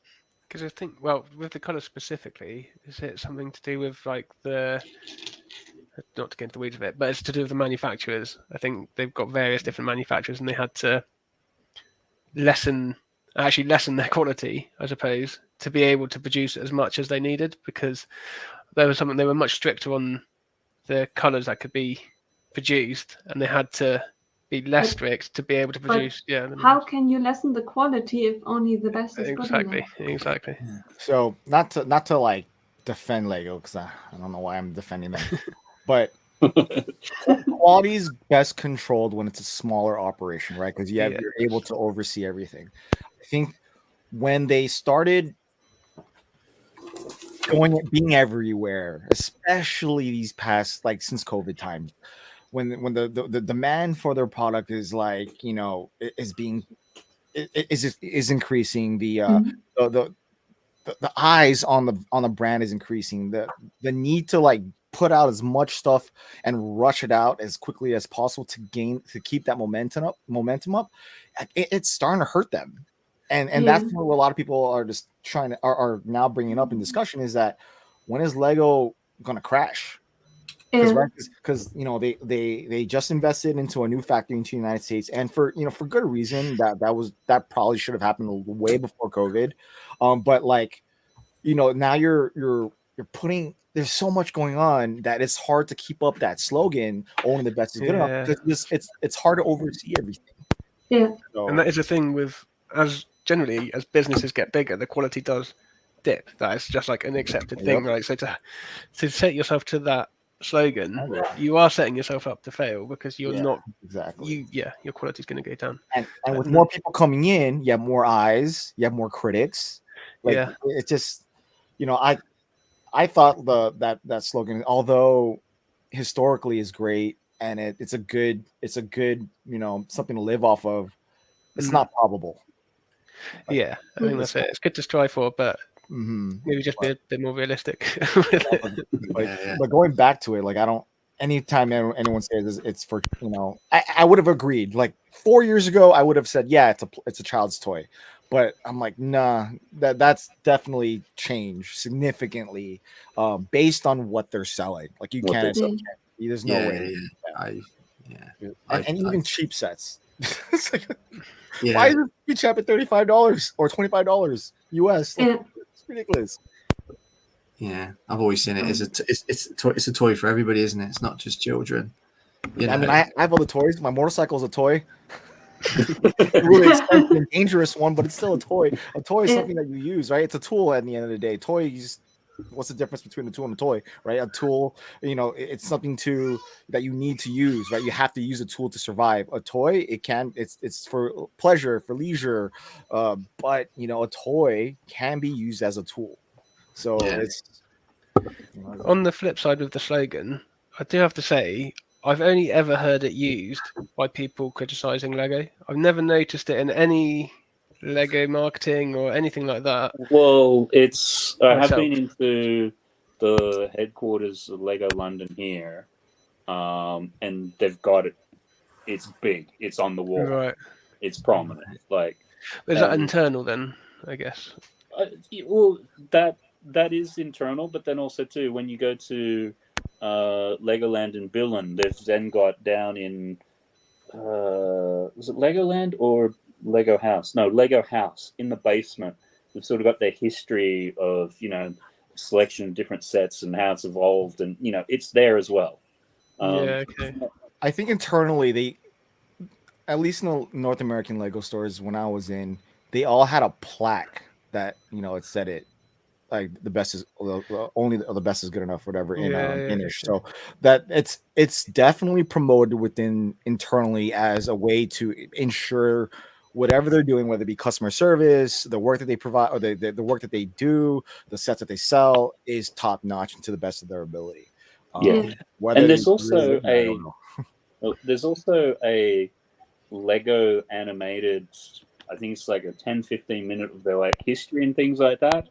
And as part of that, they have the story of, you know, when the son tried to cheat, or, you know, go for only 2 coats of paint on the wood rather than 3 or something like that to save money. And the father was like, no, bring it all back. We need to do it because only the best is good enough.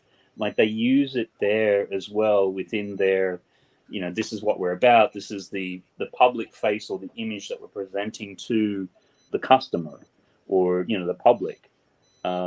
So again, I pretty much saw it much like what Shai did when he came across that. It was a cop out for the way that they handled that.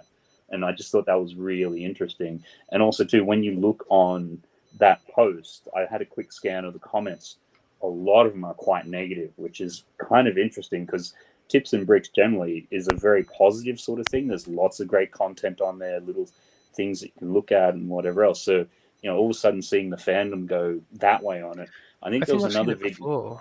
Because they are quite for diversity and inclusion, right? And I'm pretty sure I've seen on a post, I can't remember, maybe it was about the jazz club, maybe, and how that was received by the black community, and not very well.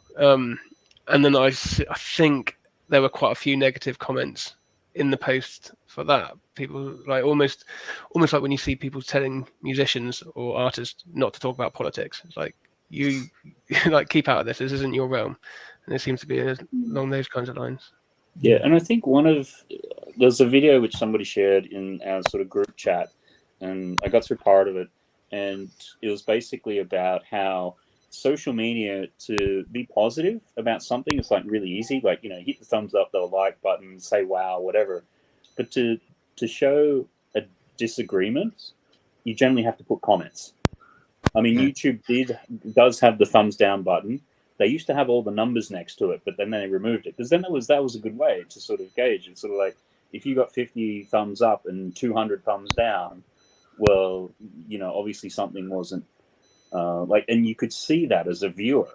You still can see it as a creator, but now you can't see it as much. So I thought that was also an interesting idea in terms of it's really easy to give. Well, the only way you can express negative opinions is through a comment, really. Whereas to do positive, you can do a thumbs up or whatever. Yeah, okay.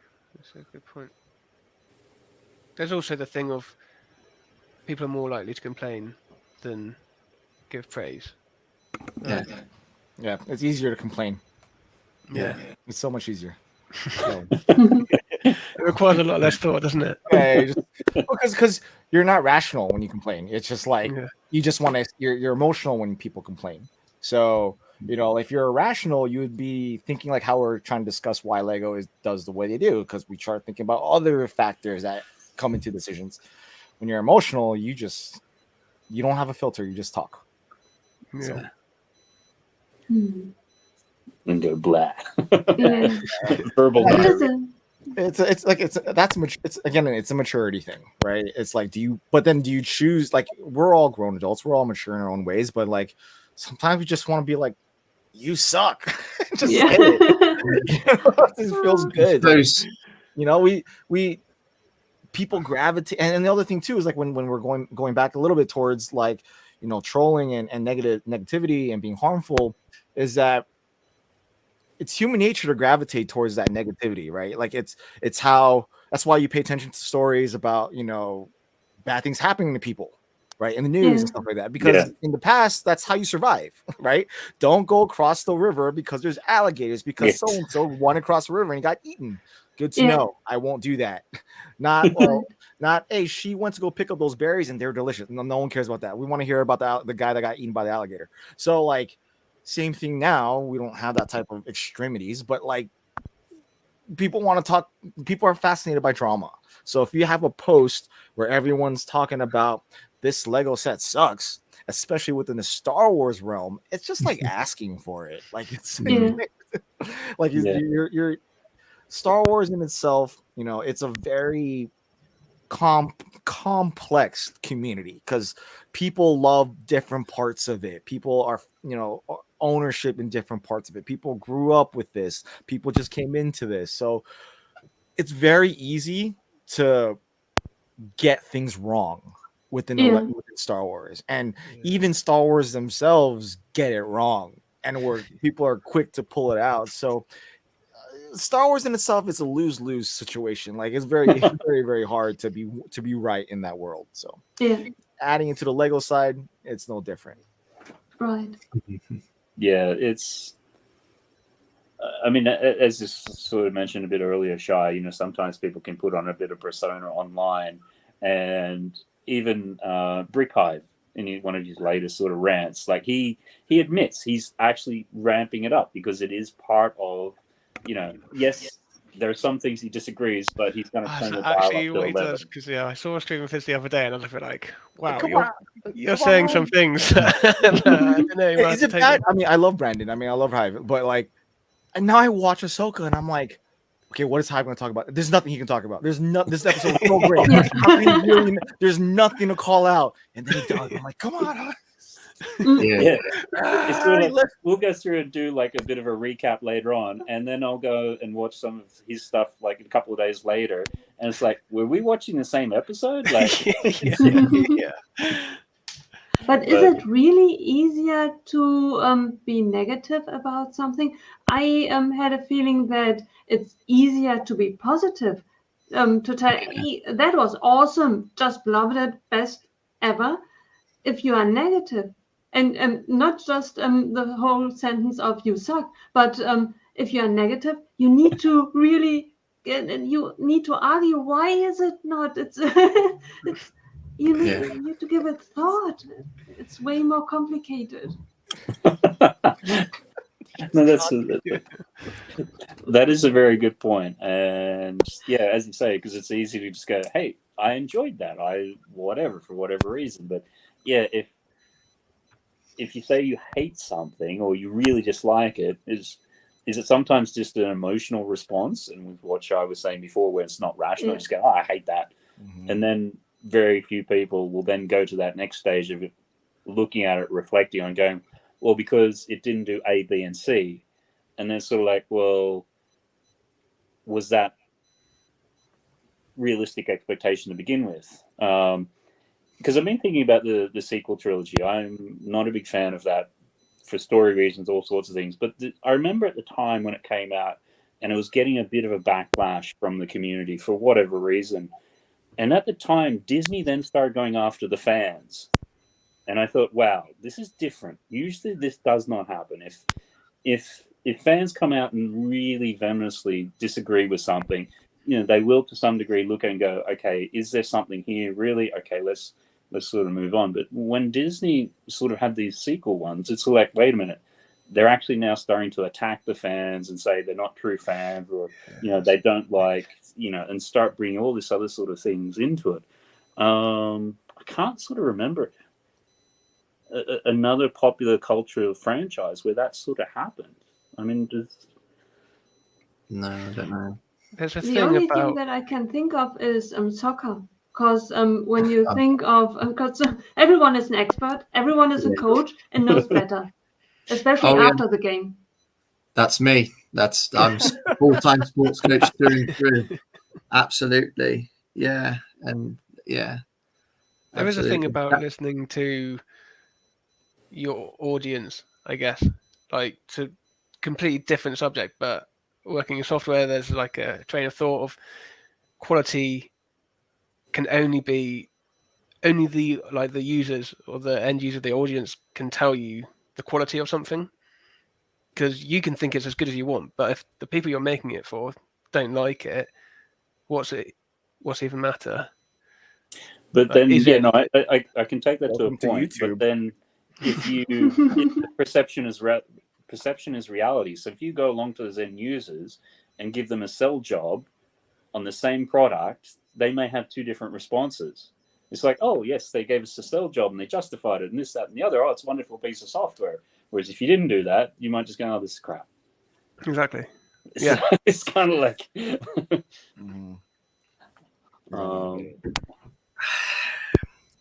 But so, I think we may have run that conversation all the way around on that. So,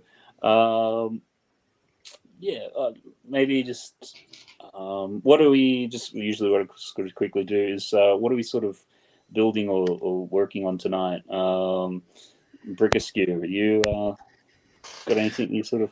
I am building the Ahsoka shuttle, keeping with the theme of. Nope, there it is. Yeah, I got a couple of Ahsoka sets on April Day last weekend. It seems I wasn't going to get any. I really like the figs, and then started watching the show. Well, I really like the figs and wasn't too fussed about the builds. And then I started watching the show, and I was like, I feel like I need to commemorate this a bit.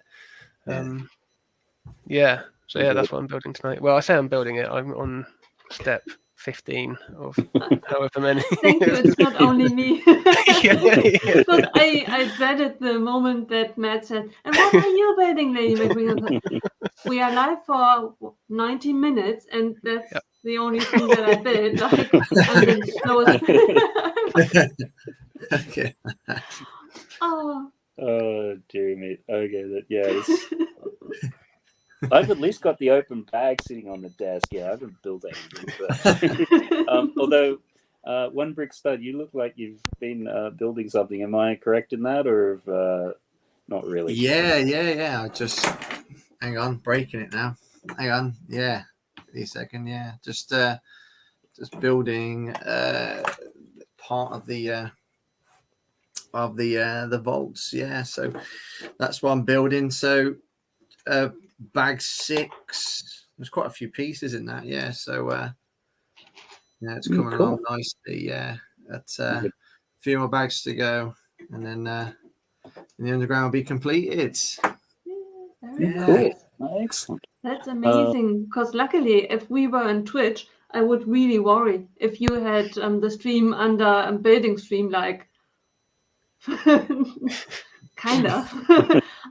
I'm holding bricks in my hand. Does that count as building? Can always sort of, when you're hosting a stream, it's very difficult to build at the same time. Well, that's my excuse. Yeah. I don't know how Trev does it. He builds like an entire modular each week in 3 hours. While talking. While talking away, so Shy, are you sort of working, or are you just sort of working in between conversations? Yeah. So. No. I don't. I accumulate more sets than I have time to build, which is also a problem. Good idea. I'm gonna write that down. Yeah. I mean, that's... Yeah, like the next Lego related video, I will be showcasing my Clone Army. So I have to, while making fun of Clone Army videos. So like I have to build a lot. Like I have to build the ATTEs. I have 2 of them, the gunship.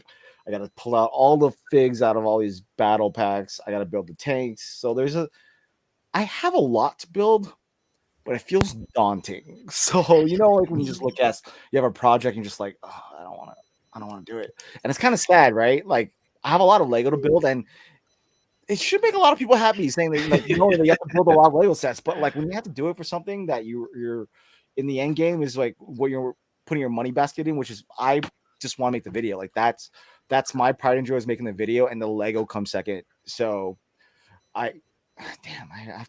thanks for reminding me that I have to build those sets.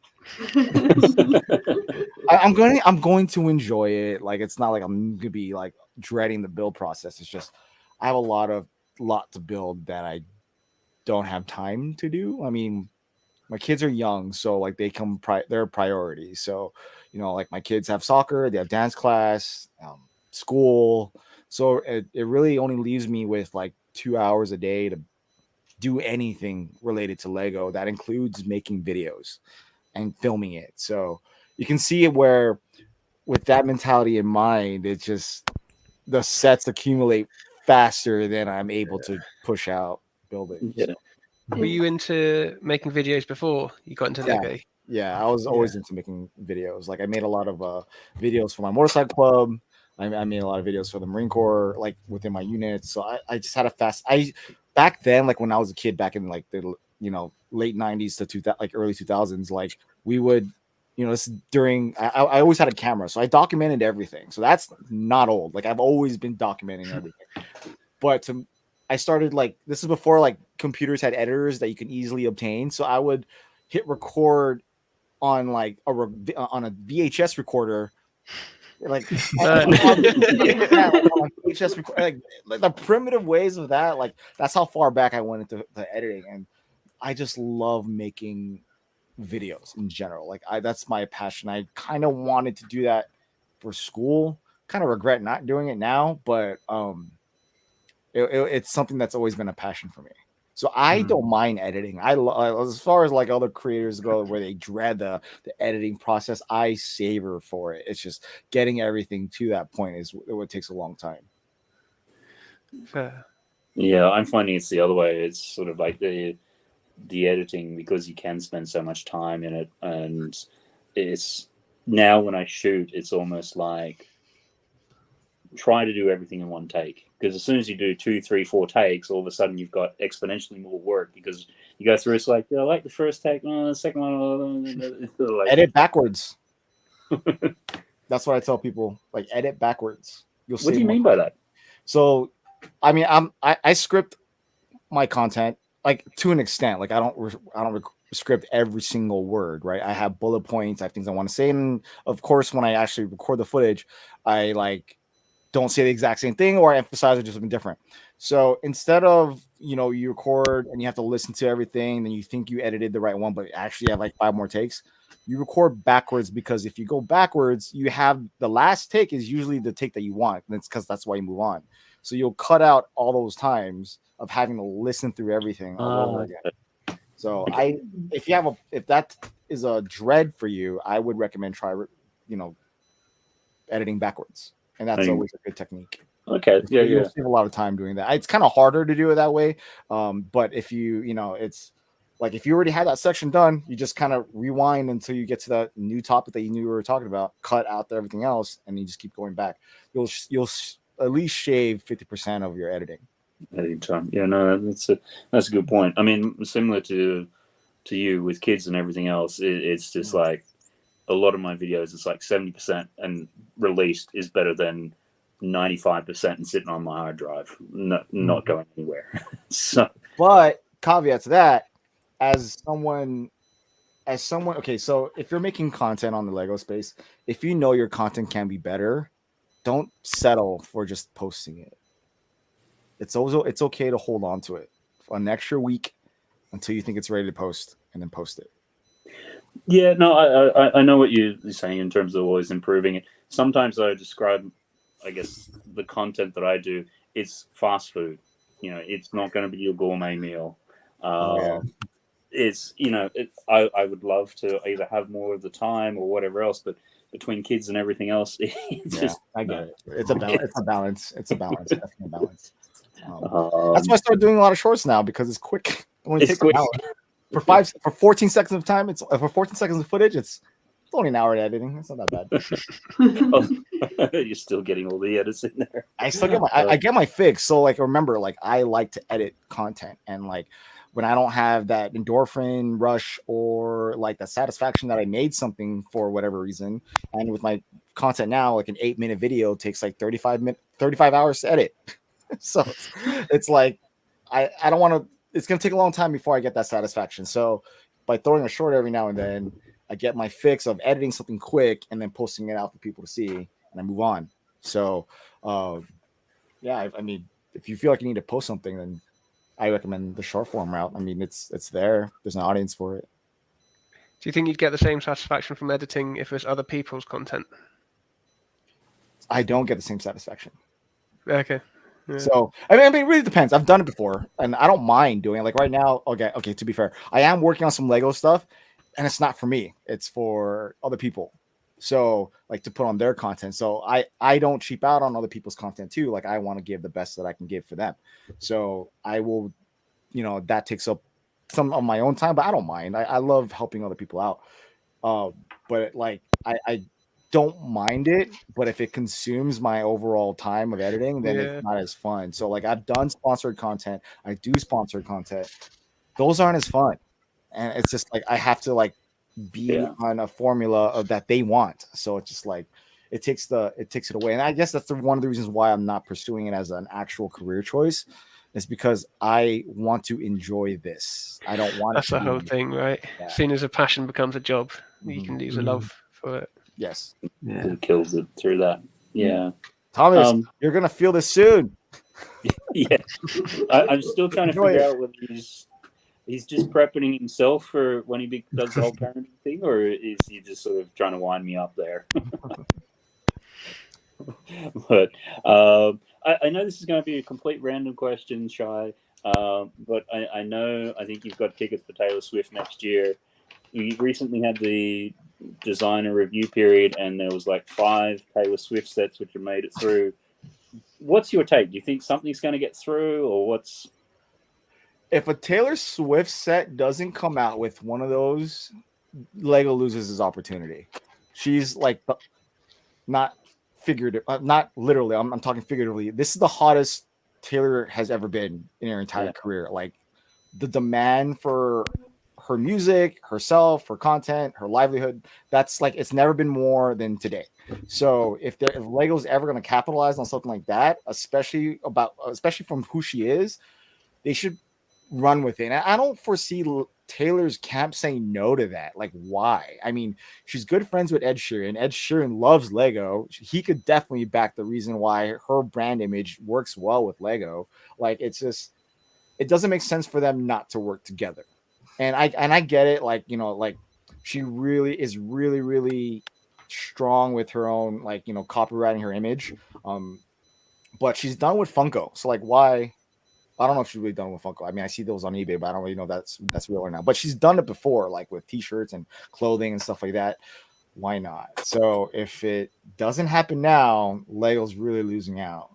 But it must be so cool for anyone to have like a Lego set made after you. Like, yeah, it doesn't really matter who you are. Lego come and say, we want to make a set of your stuff. Like, I mean, like.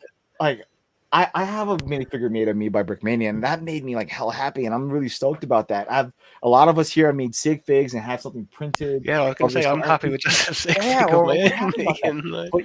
But we all get happy when we get, you know, a sig fig from somebody else, right? Like, so if I get a sig fig of Thomas, I'll cherish that, and if I get a sig fig of I don't know, Mark Wahlberg as, like, you know, some random person in one of his stupid movies, like, I'd still appreciate it. Like, you know, Brian O'Connor from like Fast and the Furious, like everybody wanted that set because of what of that fig and that car, right? Like, he passed away, you know, that set means more. A lot of people are coming to like Lego to buy just that one set and that set alone. So just imagine, I know we could use the BTS, like people naysayers for Taylor Swift will use the BTS excuse against it, but unfortunately BTS is not as hot anymore, and they kind of had to like kind of falter out through their military service. We don't know what their career is going to be like. Taylor Swift is kind of proven, and you know, her American fandom is 10 times more than the BTS community. Yeah. So like, I mean, as long as they don't gouge like the price point and make it more reasonable, like I think it would go so far. And they said it at so we're talking to, you know, Jordan Paxton about this at not necessarily Taylor Swift, but like at Brick Slopes, someone mentioned, like, so you know how Lego has these like these sets that are more of a message set, right? Like the Everything is Awesome set, like the Braille sets.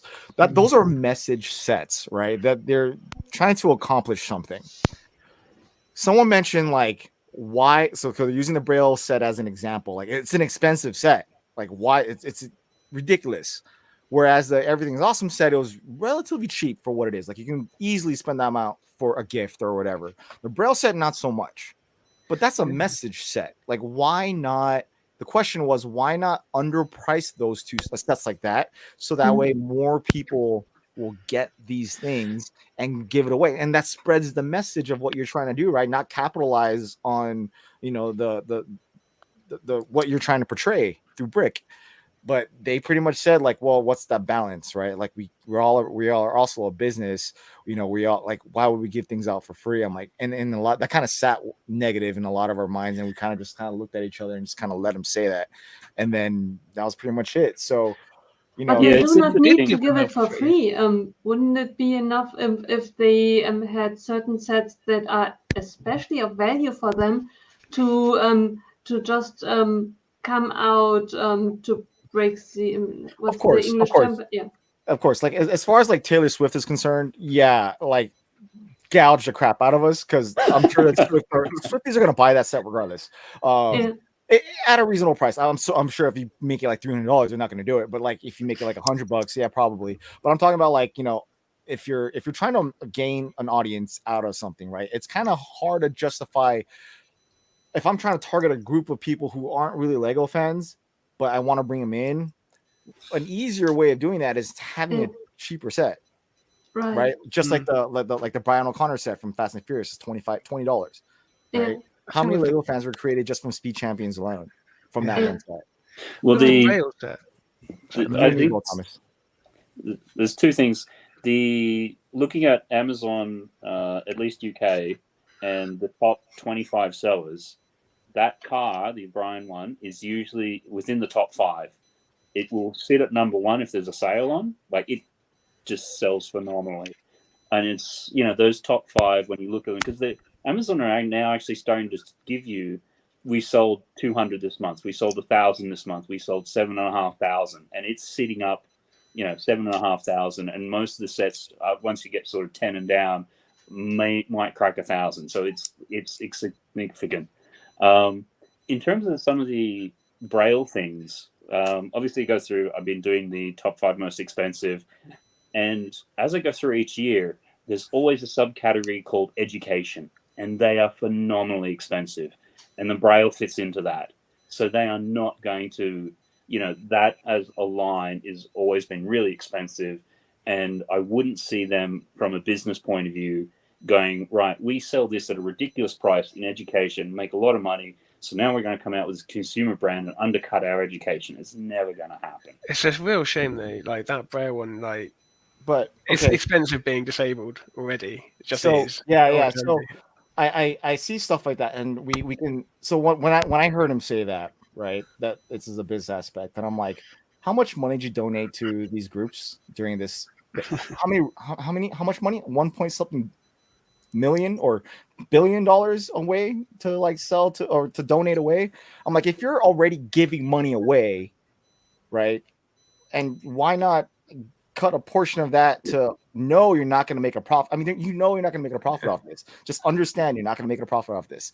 You have plenty of other sets that you make profit of. You can make some money back as well. It'll still be a charitable thing almost. By doing that charitable thing, depending upon the country in that, it's probably a tax write-off in that format. Of course. Whereas if they sold it at a cheaper level, it probably wouldn't be. So, there's probably a, accounting finance advantage to doing. And we get it. Like, someone also to rebuttal that was like, oh yeah, look at Apple. Like, Apple's not going to give it out for. They're not Apple, right? Their image alone will sell whatever, blah blah. But like, I'm just saying, like, you have how many sets currently on the inventory sheet? 1,000. Like, one set. Your message set for the year can be priced well. Like, how are you managing to have your Christmas holiday set at $100 every year? You have the power to do so. It can be done. You gouge us in city sets. It's ridiculously gouge us for city sets. We understand you're gonna make things more expensive in Star Wars because we're still gonna buy it anyways. But I get it. Your Braille set has 30 new molds. Each one of those are really pricey. But your newest, largest set out there, how many new molds are in that? And we spend $900 on that set for you. Like, you know what I mean? So it's like, like, we take it for a grain of salt for that type of answer, but it can be done. So to bring it back to Taylor Swift, we kind of on a really big tangent. Yes, I want them to make Taylor Swift. If they're ever going to make it, now's the time, especially while she's still touring. It doesn't need to be crazy, and I guarantee if it does come out, she's already on to her next album. So tour is done. She's on to her next album. No, because even I saw, I don't know how I got onto it, but there's some, maybe it popped up in Instagram, but you had some Swifties who like, I hate Lego, but I'd still buy this. Yeah, I mean, it's also like 4 albums ago. Lover. I mean, that's not even a current album, but thankfully to her Eras tour, she's highlighting that album because she didn't get to tour with it. So it's like it's still relevant, and she's kind of rebranded herself to where all these other albums, because I don't know if you guys know the story with what she's doing by taking back her copyright so she can be able to re-release all of her music since she is a songwriter. So she's making albums that haven't been touched as far as mainstream like a decade ago to like being played again on the radio. So it's like if you have someone who's regenerating herself and making herself relevant, like making her older self more relevant, like it's of no, like why they haven't already made one from the previous ones. It's like, it's kind of baffling, but again, Lego doesn't know what they have until it's too late. So it's like... But it could also be like some of the other ideas sets, where it's like insects or things like that. You take the core of the idea. Okay, we're going to do a Taylor Swift set. This is possibly what we think it could be like. This is what our people are interested in. This is what it is. Yeah. So, but you know, I mean, also the craze for her work hasn't been more apparent than today. So like the previous entries that, you know, especially with that Lover House before, like it was based on that album, you know, and also during COVID. So it's like it wasn't really, the demand wasn't so high. But I'm sure they understand now. Just like the Office set, how many times did that go through? Yeah. Until... Well, that was an interesting thing, having a chat with Kevin, because he was in the room for a couple of those decisions, and they're like, it depends upon where the company is right at that point, because you can have the same submission, which doesn't get through this time, but the next review it would get through because of, you know, the balance of the mix of everything. And licensing had a lot to do with that too. I know, like the Office had like a bunch of other like brick companies had the licensing to that set, so it made sense. But I don't know. Taylor Swift, come on, we can do it. Yeah, I'll buy it. Anyway, I'll wait in line. I'll beat the Swifties to it. I probably won't. Cool. The other thing, which I'm just trying to think, this week the new releases, we've touched on the Christmas Winter Village set, same price. We're starting to see Dreams 2-packs, which is interesting.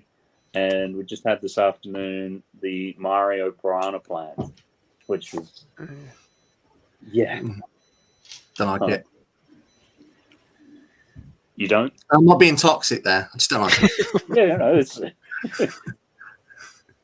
Nah. I think the thing is, again, it's like they make so many sets, don't they, Lego? So many, and there's been so many conversations about, do they make too many? Yes, they do. I think they make too many. The odds of you liking each one is very, very small. So, nah, it's not for me. The Winter Lodge set looks really, really nice. I don't think it's its best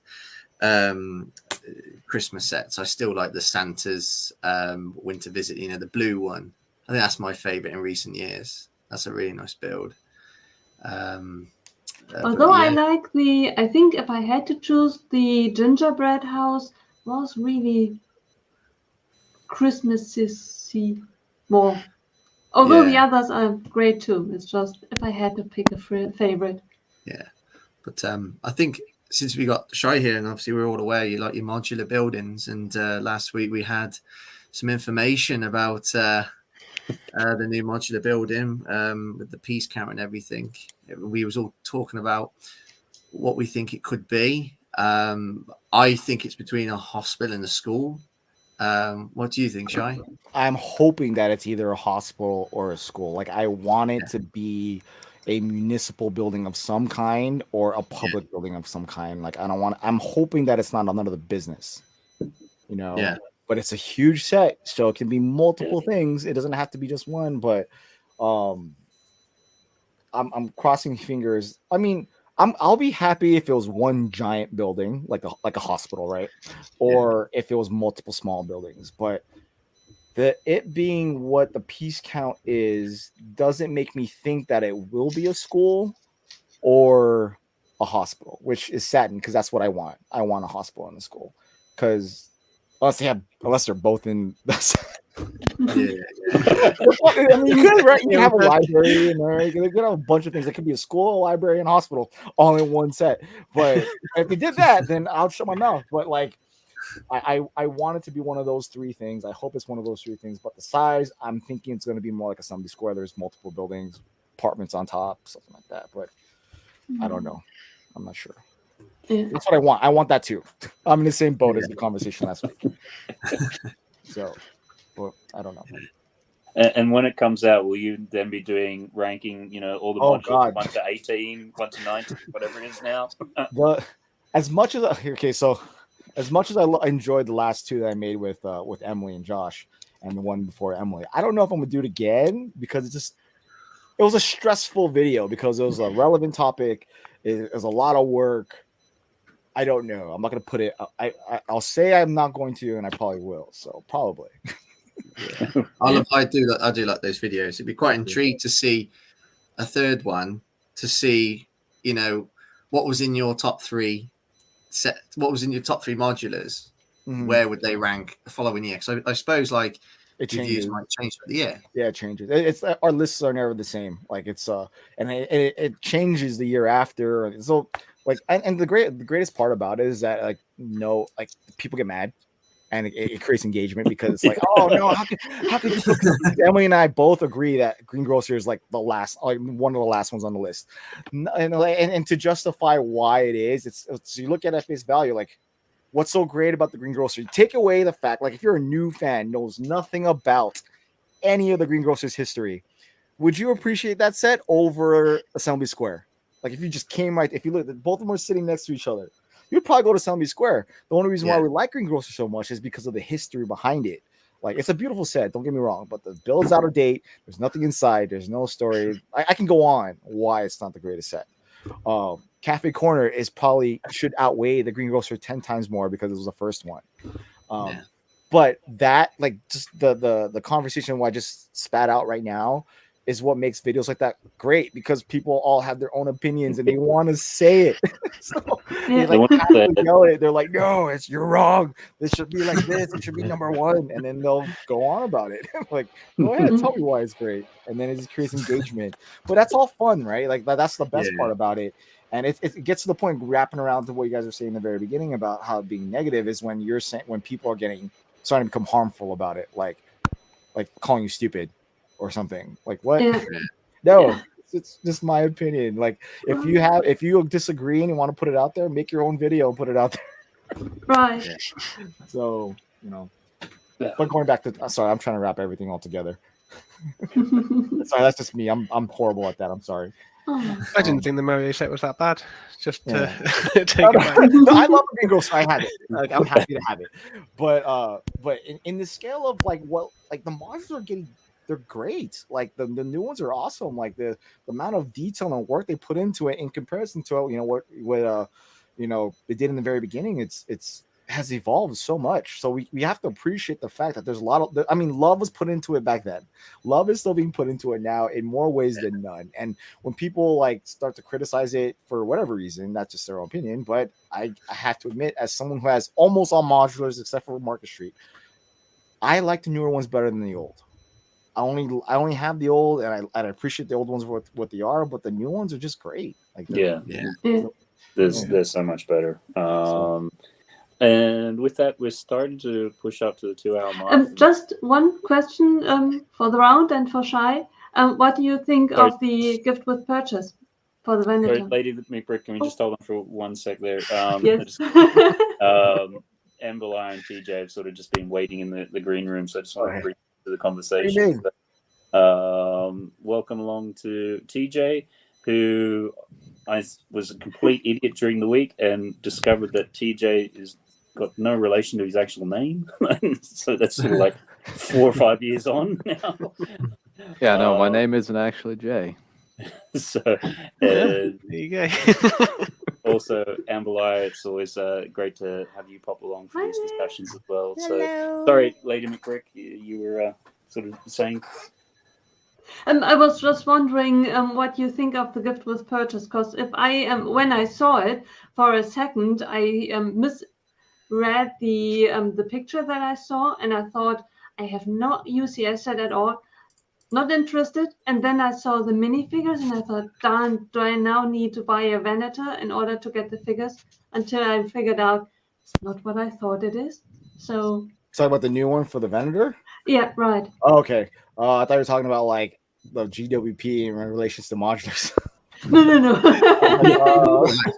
Wow, we got a huge tangent on that one. I just saw that photo. Like, I haven't seen it. Yeah, I just saw it. Someone leaked it. Pins or something? I don't know. Like, I was already buying the Venator anyways. Spoiler alert. So, like, a GW, like that was a day one purchase regardless of VIP points. Or double VIP points or GWP. So with them attaching a GWP to it, okay, that feels better. Like, but as far as it being a non-Lego build, like all the GWPs that I have, they're not Lego build. Aside from the blanket, I use the blanket a lot, but it's just like a knick-knack that just gets thrown into a box that I'll never see again.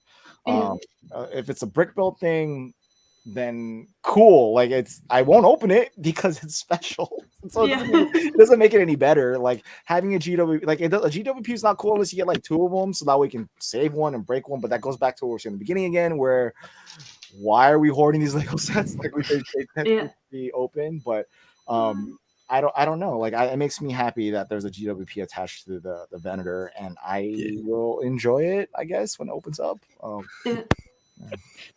It doesn't make me want to buy it more. Cool. With that, we are now going to head into our third hour, which is sort of the Ahsoka recap and spoilers and everything like that. So, I don't know, Shai, were you going to stick around, or did you need to head off? No, me and my wife go pick up our kids. Okay, yeah, sure. Cool. Well, just before we do that, Shai, do you just want to give a quick plug to anything sort of on your socials or coming up? Sitting on a Stoop is coming out soon. I just got to record it with the people that I'm going to be doing on soon, so look out for that. As far as my actual channel, I am working on a video. It's going to take me a while to make, so don't expect anything as far as long form content on that channel for at least maybe a month. And then as far as the vlog channel, you'll probably see something pop up there soon, and that's about it. So yeah, look out for those. Okay, brilliant. Yeah, no, it's we'll certainly look out for Sitting on a Stoop, and I think as you probably picked up from the conversation, we're watching a lot of your long form videos anyhow, different ones. So it's I appreciate it. I appreciate the love. That's great that way. And no, appreciate you popping on and spending some time with us. It's been great to catch up, and hopefully we can have a chat again sometime in the future. Cheers, Shai. All right, guys. You guys have a good one. Bye. Cheers. Have a good night. Take it easy. Cheers. I'll be lurking in the chat. No worries. Brilliant. Thanks for that. Have a good one. Brilliant. So with that, we now, for anyone watching this back on replay, if you don't want to know anything about Ahsoka, this is going to be heavy spoilers for the episode which just came out yesterday, give or take wherever you are in the world. So now would be a good time to exit stage right if you don't want to know about that. Otherwise, I think this week I'll be doing the recap just quickly, and then we'll get into the discussion about it. So episode 6, we just a quick summary of what happened. We started off with the Pearl Girl, and they're flying through a rainbow hyperspace sort of thing, and Ahsoka and Huyong are having a chat about Sabine's choice and how they got to here, and eventually telling stories. We then cut to Sabine in a jail cell, and Baylan comes along to have a little bit of a chat with her. And then we follow Baylan. He goes out to the bridge, and the ring comes out of hyperspace. So they've gone to the next galaxy, Perdea, and the actual rings of the planet are made up of the bones of Purgol. So they go there sort of as a cemetery to die sort of thing. So that's interesting with that. They then break off their little ship, go down to the surface of the planet there, and along the way you see all these huge screaming statues and things, and they meet the Great Mothers, which is 3 of them, which seem to be some ancient relationship to the Sisters of Dathomir. They then sense that Sabine's there and sort of a little bit weird, so they wrap her up in a red lasso of magic, and the little floating rocks take her down to another little cell. And you then have some more character development between Baylan and Shin, where they're talking, and Baylan's saying that he got to see the Jedi Temple burn, which Shin wasn't around at that time, and he goes into this little sort of interesting viewpoint of seeing sort of like, the fall of the Jedi and the rise of the Sith, and this is a cycle and everything like that. And he wants to, he wants to see this now going to be at a starting point, and that's kind of starting to get into a bit of his motivations. Thrawn's Star Destroyer turns up. It's looking a little bit worse for wear. And we then see night troopers and sort of, I think I've seen it online, called the Dad Bod Admiral Thrawn. And you then have Sabine being identified now as a loose thread. And it's interesting because initially Baylan and Shin are identified as mercenaries. Thrawn very quickly realizes that, no, wait a minute, this is a general of the Jedi Order from Clone Wars. And you then have Sabine and Thrawn then going and thanking her to help his escape from his exile. So they're still keeping the deal with Sabine in terms of being able to help her find Ezra. So she's given her a Howler mount and she runs off. And then we have Thrawn and Baylan, or Thrawn says to Baylan and Shin, go and find Sabine. And if he finds Ezra, whatever, go and destroy them both. Sabine's then attacked by some bandits when she's out trying to find everything there. And she does okay as a Mandalorian, but when she pops the lightsaber, she then takes them all out. Baylan and Shin go hunting on their howlers, and they're sort of saying only 2 squads are going because their numbers from Admiral Thrawn are not what they used to be, and they've dwindled. The howler then comes back after abandoning Sabine, and then they come across these Teenage Mutant Ninja Turtle rocks. The howler finds one, and then the rock then sees the Rebel Alliance symbol on Sabine, and then shows the sort of medallion one, and it's almost like saying Ezra Bridger becomes the code word. All the other little rocks come to life. They go off from there. Baylan then finds all the slaughtered bandits, and then makes the interesting comment that Shin has been trained for more than just being a Jedi, so giving a bit more on that. And also too goes along and says that Baylan liked the idea of the Jedi, but not the weakness which was attached to it. And he isn't too concerned if they get, left behind on this planet, because he thinks that they might be fleeing a greater power. So eventually Sabine finds Ezra and doesn't want to really talk about some of the circumstances around her being there, just wants to have that moment.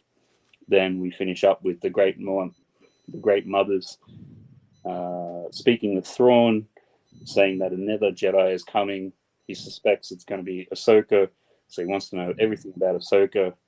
And if any Purgal come out of hyperspace, he's sort of said, destroy them. And Thrawn then asks the witches for help again, and that's the episode. So I guess we'd sort of start off. Might sort of just go around the panel as we usually do, and do a quick sort of what you thought of the episode. Starting with Brickheadz. I had to watch it twice. There was so much in there, and even the first time I actually watched it, it's probably my least favorite episode on the first watch, because it just had so much crammed into it, and it moved so quickly. Like finding Ezra, Sabine finding Ezra in about 2 hours was a bit like, okay. But having said that, there was so much cool stuff. It was loads of cool stuff, perhaps strung together a little loosely. I guess there's time constraints, but yeah, there's loads of cool stuff. I loved the clone troopers and all that, and what may be happening there, whether they're all dead and been reanimated, or just broken and fixed a bit by the Great Mothers. How they've been around, or just the Night Sisters, and that's where they came from. Like, that's pretty massive.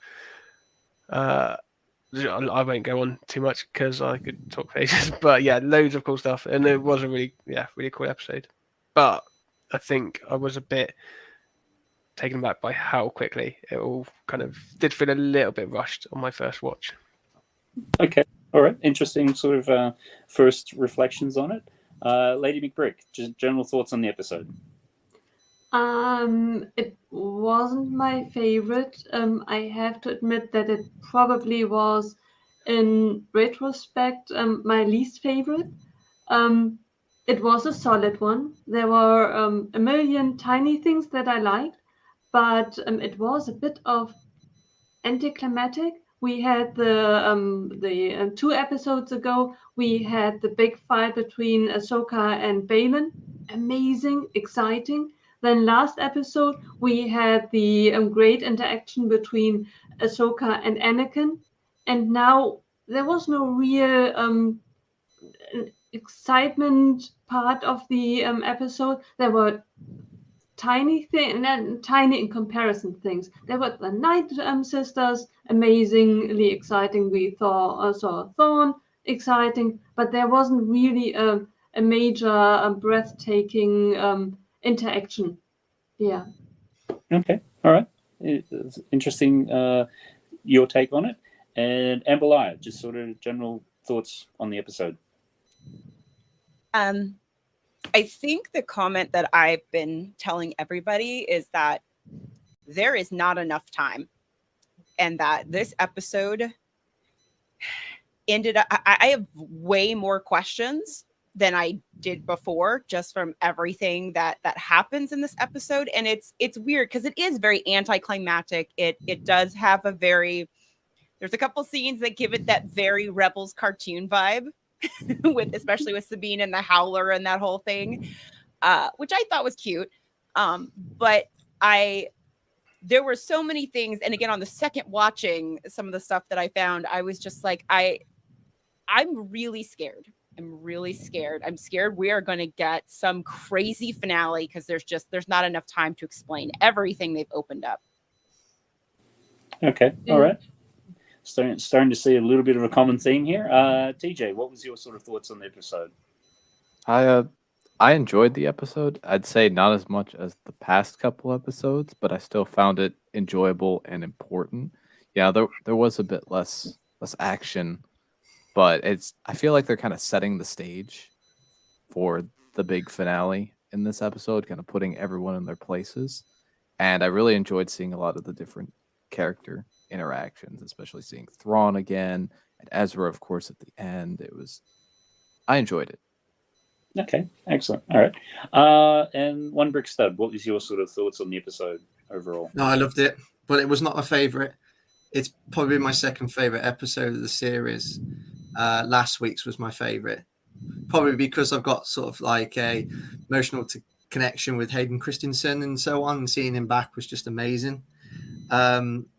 But I absolutely love this episode, and I'm with TJ here. I think it's setting foundations for the last 2 episodes, and sometimes there's a lot going on in one episode, and I think maybe they believe that the last 2 episodes they can answer a lot of things that perhaps we're uncertain about.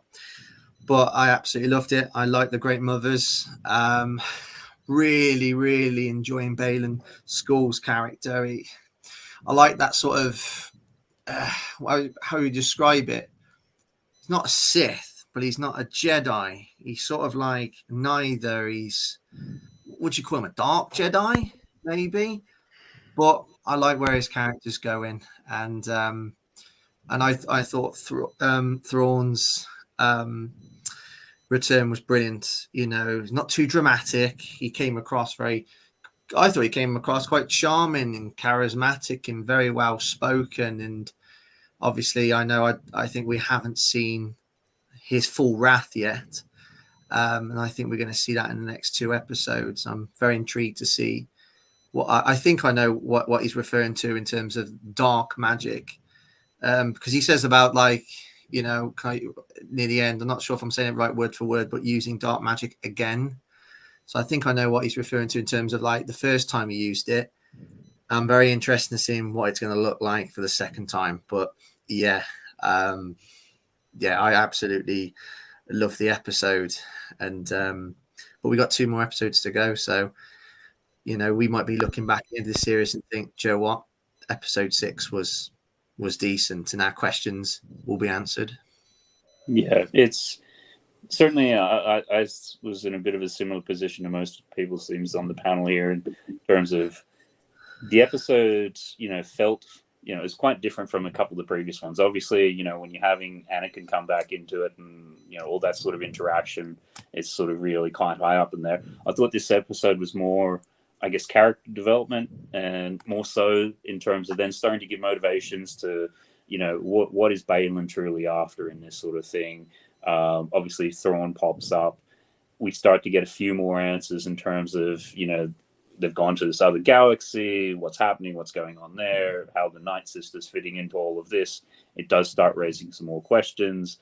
Also then sort of hinting at, well, Shin, you have a purpose here too as well, and where that might go. So I think, when you have these series and they go for 8 episodes or whatever it is, you sort of have these ebbs and flows, and this did feel like a little bit more, just slowing it down a little bit. Okay, yes, there's a lot of different things in there, but then being able to, as a couple of people have said, and I think one Brickheadz and Titanium J, it's sort of setting up for the next 2 episodes to finish off, because you could see very much you'll get episode 7, you'll have a fast pace, it ends on a cliffhanger, and then 8 picks up the cliffhanger and then sort of resolves it for this block of 8 episodes.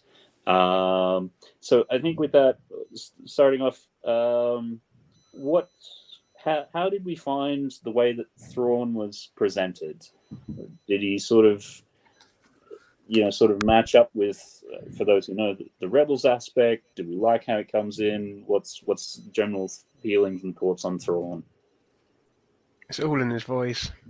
Yeah. I felt like it was awesome seeing him, but as soon as he started speaking, that was kind of what sealed it. It just felt, well, it's the same actor, isn't it? So, but it was just straight back into Rebels, and didn't, for me at least, didn't need to do anything else other than just talk. Didn't even matter what he said. His voice is so distinctive. Yeah, I liked how charming he came across. Such, I say, arrogance, but so reassured that what plan he has in place, he's gonna succeed. He seems very certain about what he's doing, and it's gonna pay off. He's got that, sort of I wouldn't say arrogant there, maybe overly confident aura about him. And but I know we've only seen probably 1/10 of what he's capable of doing. Like I said, I can't wait to see his full wrath in the next 2 episodes. Yep. Okay, great. Anyone else got any thoughts on Thrawn? Do they like the way that he's being presented? I like that that all the night troopers around him were kind of battered and repaired and had all the red, but then Thrawn is just clean and perfect. I like that detail for him. Okay, brilliant. Yeah, it's, as somebody who hasn't seen Thrawn in anything before, aware of him, I think he came across as a very competent and almost sort of like a master tactician. Like, he's taking in all the information. He's very calculated. He's very calm with it. I love the way that they tried to just say, "Oh, they're just a bunch of mercenaries." And it's like, no, he's a general. Like, this is. And then later on in the episode, he kept on almost pandering to them, going, "Oh yes, we'll just let your mercenaries go off and do whatever." It's sort of like, as somebody who's never seen Thrawn before, I think it really came off well in that respect. And I think, as is sort of hinting at here, and I see some comments in the chat. What do we think of the night troopers? Are they undead or similar? They're like zombies, aren't they? They must be, because otherwise, where are they coming from? So go on there, Amberlaya. Well, one of the things I was going to say is I don't know. I mean, so obviously there is a fragility to them in some way, because otherwise he wouldn't have said, where our numbers have dwindled so much, we can't spare more than that many. So I don't know that there's something like completely magic. They may be akin to Merrick a little bit, but I do feel like there's something to the fact that you have their you know, their armor and stuff, and it's beat up, but it's got like the red, you know, through it, the gold in the masks and things. I wonder if it's something similar to and people have mentioned this before from like the Clone Wars with like Savage and stuff like that. If there's some sort of like if they're alive but they're enhanced with some magic and things like that. And again, just the way that they kind of spoke to her, and they're like, you know, die well, you know, go off. By the way, the bandits are there. They talk very much like sentient, you know, beings, not like just something that's been reanimated, but there could be, I mean, it could be that magic is maybe keeping them alive. But yeah, that was kind of what my take on them were. I'm super interested because that's what I mean by all the questions, because when the did they call them the grandmothers instead of like the great mothers? Sorry, the great mothers. Yeah, the great mothers. I was gonna say the grandmother sounds weird. I had to check.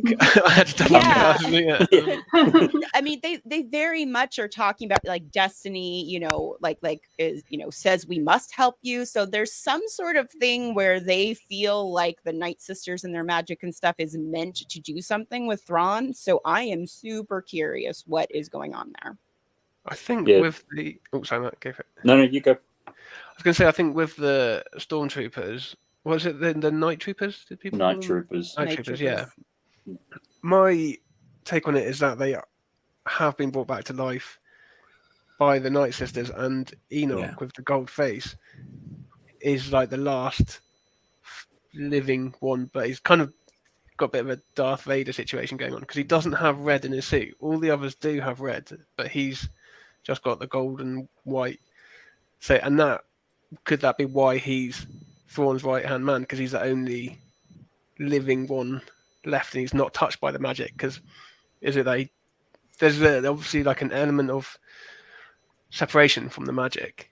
Thrawn's using it. Do you reckon there's a biblical underpinning with that character Enoch? Because I'm not, I wouldn't say religious, but you know, Enoch it was a character in the Bible where I think crossed over to the afterlife without necessarily dying. Yeah, that was what the video I saw said. Yeah. I love the look of him though. Yeah, he's really cool. Oh, good. Yeah. I want a minifig. Yeah. Yeah. There does seem to be a lot of like mythical and religious like underpinning again videos I've seen there, like linking stuff to Greek mythology and all this other and Norse mythology, I think, as well. Yeah, I've heard some comments too, because skull or whatever it's.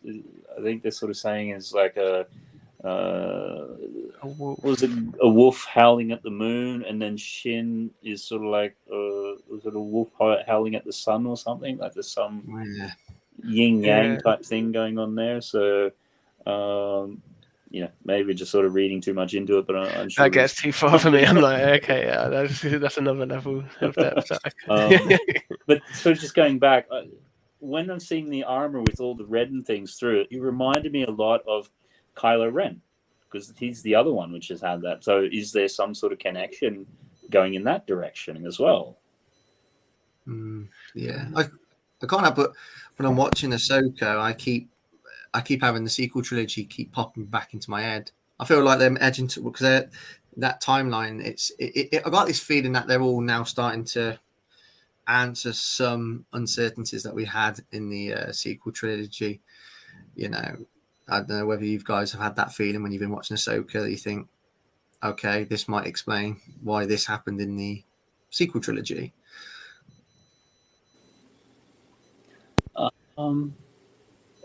Is there, to some degree, I've been trying not to think about it. It's only when Kylo Ren popped up, it's like, oh, okay, no, this is. But that could just be my less than enthusiastic approach to the sequel trilogy. So, is there anything that you could sort of think of, any other sort of nods or thing with that one brick stud, or just more of an overall sense?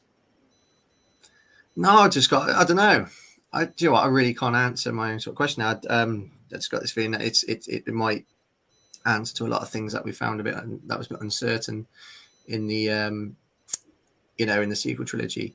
Sort of like, how did sort of like the Emperor? How come he had all these Star Destroyers and so on? Maybe what Thrawn is building and what he eventually is going to lose will then come into the hands of the First Order. Maybe. Okay. Yeah, no. Well, I think in the comics, I think it was in a Darth Vader comic, Palpatine showed Vader the fleet he was building on Exegol. So I'm curious to see how much Thrawn will be involved in that, if any, or if Thrawn's just merely another distraction for Palpatine to use. Yeah. Yeah. Wait, like Thrawn is on Exegol? No, like Thrawn is just another pawn for Palpatine to like keep. Oh, okay. I was like, oh wait, are we going to Yeah. pretend that he was on Exegol? No, to keep everyone else, to keep the New Republic distracted, while Palpatine slowly returns to power. Yeah. Okay. And then just sort of looking at this here, minifig who brought up, where are all the bridge officers too? In terms of, whether the night troopers or what else? And then how cute was the howler that Sabine rode, by the way. That was probably for me one thing which took me out of it a little bit is when you first see the howler, being given to her or whatever, it's all vicious and everything else. And then the next couple of scenes, it's sort of, played off as a little like puppy or something or other, like, with the tail between its legs and things. I don't know. I mean, what was other people's sort of thoughts on the howlers? I had the same kind of thought as you on the first watch, and then I think on the second watch I much preferred that interaction, maybe because I knew, because that tied into the whole, like, everything is happening very quickly. But once I got over that, I really enjoyed that bit, and yeah, like the interaction, like Amber, like I said, yeah, that's the very much a Rebels kind of vibe to it. Okay. And it was a nice moment, and nice break in the impending doom and everything like that. Just a nice bit of comic relief. Just in dog format this time, so. But it was a strange scene. I just accepted it, but it was unexpected because it was given to her, and then he got scared. So I thought that in any animal, the instinct would have been that it runs back home. Yeah. Yeah. Or just away. I was quite surprised when it came back to her. I was like, all right, okay. That was a very quickly formed bond. And then the second time around, I tried to justify it in my head. It's like, maybe she has got the Force. But, yeah, like I said, I felt like it was just a little bit of like a cartoon throwback type thing. So, especially because like they have like the relationship with the animals on Lothal and everything, which of course, makes a little bit more sense. But again, coming from Rebels, I just took it as one of those like kind of cutesy moments. And I do have to say, because those are not, the first time I saw that thing, that was not cute, but somehow Dave Filoni wrote that animal that should look like this ugly to be like adorable. And I did want to give him belly rubs. Absolutely. Yeah. But when I first saw it, it reminded me of the Lord of the Rings, the creatures that the orcs rode. Oh, yeah. Can't remember the name of them now. The wargs, is it?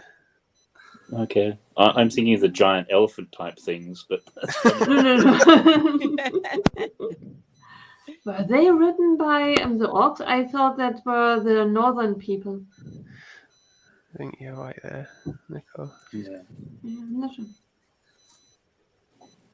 What did we think of sort of Balin and sort of finding out a bit more about his sort of I guess motivations or what he's trying to achieve? Did that seem somewhat plausible? Was it a good sort of direction for him to go in, or is it just sort of too many questions being thrown up?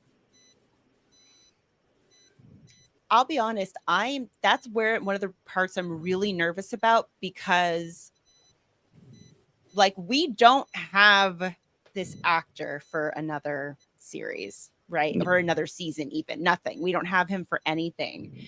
And so obviously this was filmed and everything before he passed. I don't know if they went back and did anything, in regards to, some reshoots or anything, or if they're going to maybe recast, who knows? But I did feel like there's a tiny bit more that's been given about this character, but I don't know what it is he thinks he's going to find here. I get his disillusion with the Jedi because, the way the Jedi ended up was, they were bound to fail. The way that they had things set up and stuff, it's not a way to be successful. And, there was a lot of things, when you watch Clone Wars, you're like, they're screwed from the beginning. So I just, I want to know more, and I don't think I'm going to get it. I don't think there's time. Yeah, I agree. I love the story arc and the idea of it all, but it's such a big topic. And there's already so much going on. There's only 2 episodes left. If they start going down that road, like, what's it going to take away from everything else? Or does it become a thread that they sort of, you have Thrawn comes along, Ahsoka, maybe they have a bit of a battle, whatever there, and then they sort of in the background are setting this up as an undercurrent for season 2. Yeah, maybe. But if they recast the role, they've got some pretty big shoes to fill. This is going to be the best acting I've seen from him in anything. Like, he was good. I've always thought he was a good actor, but this is kind of his best work. No, I've seen this.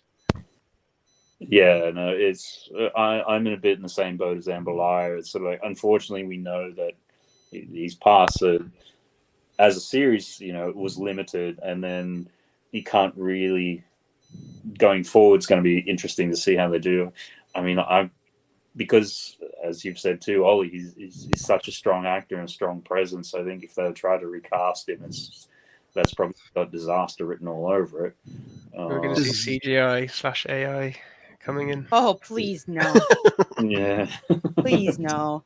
When they do it with actors who are still alive and they de-age them, I'm okay with it. When they do it with actors who've passed, it's creepy. Yeah, it is weird. It's creepy. Yeah. Well, sorry, Chris, I'll cut you off, I think. For this series, Balin is the main villain. So one way or another, the series has to end with his defeat. Whether that ends up with him stranded or dead, I think those are the 2 most likely possibilities we see for his fate. Now, if they strand him, then they can kill him off screen.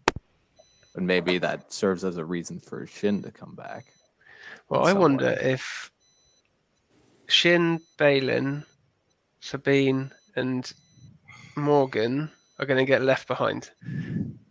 Because are there going to have to be 3? Because there's a whole theory about Morgan, Sabine, and Shin being the 3 Night Sisters connected. The 3 Great Mothers are looking to leave the planet. So are there going to have to be 3 left behind to look after it? Because this is where the Night Sisters originated from. So would they want to leave some people there? And it seems like they're taking the cargo they're loading into the ship. Like, are they all dead Night Sisters and Night Brothers? That's what I think. I think what we saw at the end there was when Thrawn says, I need aid of your dark magic. I think he's resurrecting what's in those what do you call them? Futuristic coffins, I call them. I think he's. I think they're sort of like, is the word reanimated? Is that right? I think the troopers we saw were reanimated, and I think it's going to happen again. And I think he's just going to he's going to basically have an army of zombies. That's what I think. Well, they you see for anybody who's seen for anybody who's played Jedi Fallen Order, Like you see just one Night Sister bringing, or well, I guess there's another person involved, but I'm not going to talk about that because I don't want spoilers. But you do end up fighting like the reanimated corpses and stuff. So that is already an established thing that Night Sisters do. Yeah. It makes and you that think game established how powerful the Night Sisters are as well. Like they, one of them can take on loads of people. So. Do you reckon they could bring back more Night Sisters? Do you think they could bring anybody back that's got pedigree, a high profile, somebody we've known from the past, somebody from Rebels? Do you reckon they could bring somebody we already know? I'm pretty much asking this for those who have watched Rebels. I haven't watched Rebels. I will be watching Rebels after this. Is there anybody else they could reanimate alongside the Night Sisters?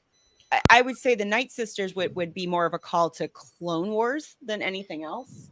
Okay. I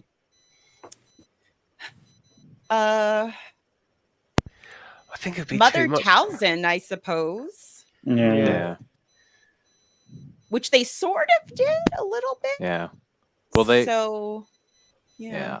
Well, she got killed in the comics, and it's really unfortunate that we never got that comic as an actual Clone Wars arc that was animated. But yeah, they could bring her back. I don't know if they would though, because they've already got 3 great mothers. Yeah. What about, I can always forget his name, Savage Opress. Yeah, Savage Opress. Savage Opress, yeah. I can't remember how he died. He died to Palpatine. Yeah. And also, how would his body end up in another galaxy?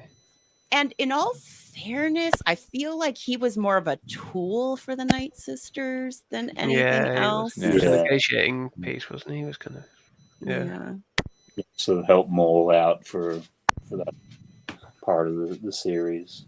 Wasn't he Maud's brother? Yeah. Yes. Oh, okay. He was part of like the like revenge for Asajj Ventress, right? Yeah, he was originally part of that, and then Talzin sent him off to find Darth Maul, and then he became a part of that. Yeah. Yeah. And now Brickheadz has said Maul in the chat, and it's like he's already come back. Please no. I don't think he should a second time. Well, having said that, he does appear in the sequels trilogy briefly, doesn't he? Is it? Solo. No, it's Solo. And this right. Sorry. Yeah. Okay. The Star Wars Theory did a video or podcast recently, and apparently the Lando guy, the actor playing Lando, is trying to get a Lando project off the ground. And he was suggesting maybe part of the villain of that could be Maul, then training up the next one. Because obviously, so look, if Maul popped up in something over on that side, whatever. I wouldn't want Maul to pop up in this one. I just think Maul has such a great death in Rebels that I would really hate for them to do that. It's a very redeeming moment sort of for him, and there's like this moment of like there's a bit of sympathy for him because he in some ways he didn't have a choice for some of the things he went through, and what he did he kind of did to be avenged and stuff like that for what had been done to him. So I'd hate for Dave Filoni to come back and ruin that. I think the Great Mothers are more likely to do kind of what like the Mandalorians are doing, like bring their own planet back into prominence and rebuilding, rather than just going off and resurrecting whoever. I like the idea that they have. You're sort of adding another. Okay, yes, it was already there in terms of the Night Sisters, but you're adding a real magical element now into Star Wars in terms of you've got Sith as dark, you've got Jedi as light, and then you can also now have magic as another set of characters or Force users or however they're doing their things. I just think that opens up a lot more possibilities with stories and. Rather than the continual Sith Jedi back and forth. TJ, I have a question. the Bendu, is it just that one guy, or is that like a type of Force user as well? The ones that were kind of... So far, the Bendu has just been the one guy, as far as I know. He was just some sort of Force entity. I guess as the Mortis gods are the closest thing that the Bendu is to. Some sort of like powerful Force entity. Because that's what the video I was watching earlier was saying. Is that what Balin's looking for or going to find if he goes down this route? It'd be cool to see it either way, especially if Thrawn sees it again. Yeah. The other thing which sort of stood out a little bit in the episode, and it was sort of more at the very beginning, was when you had Ahsoka basically saying that she didn't give Sabine enough time to train her to basically say no to, obviously the choice that she was given. It reminded me a lot of when Grogu has the choice between, the lightsaber and seeing Mando again. It's sort of like they're put in this sort of almost impossible choice situation. Is that, how did that come across to others? Is it something which a bit on the nose, or it's just the way that it is? Because obviously she's been driving so much of this plot for the last couple episodes. Well, I feel like Huyang kind of like dismisses that in that like it wouldn't have mattered. This is the choice. This is the choice that Sabine kind of needed to make. Like she was saying about the Force can guide you and things like that, but doesn't necessarily have the answers. So I sort of felt like this was this isn't Ahsoka's fault for not being able to have enough time with her. This almost isn't Sabine's fault in a way for making that choice. It's almost like this is maybe the only choice that could have been made, no matter what the circumstances. This was going to happen. At least that was my interpretation. Yeah, no, I can certainly see that, and certainly, almost like a fated choice to go through and have to make it. How did obviously with Ezra, Sabine, their relationship is fleshed out within Rebels. When you actually see them coming together at the end, for people who've seen Rebels, did that seem to continue sort of the cartoon feel, or did it seem consistent with it, or a little bit different, or how did you interpret that? I think it felt consistent. Yeah. I didn't feel like it was out of place. And I do think Sabine's character really shone through in this episode, and I think that helped as well, because she is Sabine. It's how it feels. And they were always close in Rebels, and you could sense that. You could see it here. And there's just a level of trust, when Sabine says, "Oh, I don't want to talk about that," Ezra's like, "Okay, cool. Let's move on then." He doesn't. Yeah, he knows her. Was the scenes that we got enough for you guys to buy it that he's Ezra? It's enough that he's Ezra, but the way that they saw each other, she's been looking for him the whole time, and she's put galaxies in jeopardy and everything, and then when they meet, it's sort of I'm just not quite buying that. Your drive to find him was strong enough. I don't know what's chemistry between the actors, or it's being underplayed, or I think it's very Sabine and Ezra to me from Rebels. Right. It's very there was not going to be an oh my god moment. She would never show that to him. That's not that's not something that she would. The very casualness about all of it is very Ezra and Sabine, and honestly, at least in my opinion, from Rebels, it would always be that Ezra would want more from it. Definitely the coolness from Sabine. Oh yeah, maybe Ezra's learned over the years not. He still wants to be cool, he wants to play it cool still. And I'll be honest, I was pleasantly surprised by the actor, because when I first saw the casting, I was like, I don't know if that person can be Ezra. And then even the small amount of time he had on screen, I was like, okay, this feels like a grown-up Ezra. Like I can buy this. Yeah. Okay. I didn't buy them. I really didn't buy finding him so easily, though. Like, it was a cool little story. Well, yeah. Yes, but in all fairness, there's only 2 episodes left. Yeah, there's that. There's definitely that. But I was like, you just happened to find this. The dog or whatever is the wolf happens to find this animal, and that animal happens to have Ezra's. But did I? And then there he is. But, he was there. But wasn't it that Thrawn told Sabine, "I know where he is. Not sure if he's still there. I just thought he'd stick around." That's a very fair point. I forgot about that. But even so, still, Maybe there were just some like time skips. Yeah, but it's probably the most likely explanation. Yeah. I just found whatever those rock creatures are, if you look at the first sketch or 2 of the joke Teenage Mutant Ninja Turtles, they look exactly like that. It's just sort of like, okay, what's going on here? So anyhow, it's just all right then. Is there anything else anyone wants to sort of really touch upon from the episode? Do you think that Sabine has any end game on her mind? Because as far as she knows, Thrawn, everyone left.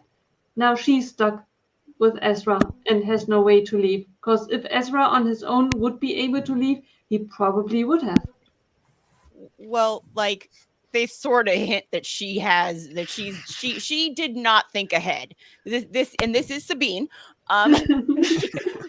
She was like, "Oh, I need to find him," when he's like, "Oh, great, I can't wait to go home," and she's like, "Oh, whoops." Yeah, I know. No, I think it from this point. Yeah, she was like, "Find Ezra," like blinders, and then it's like, "Oh, now what?" Yeah.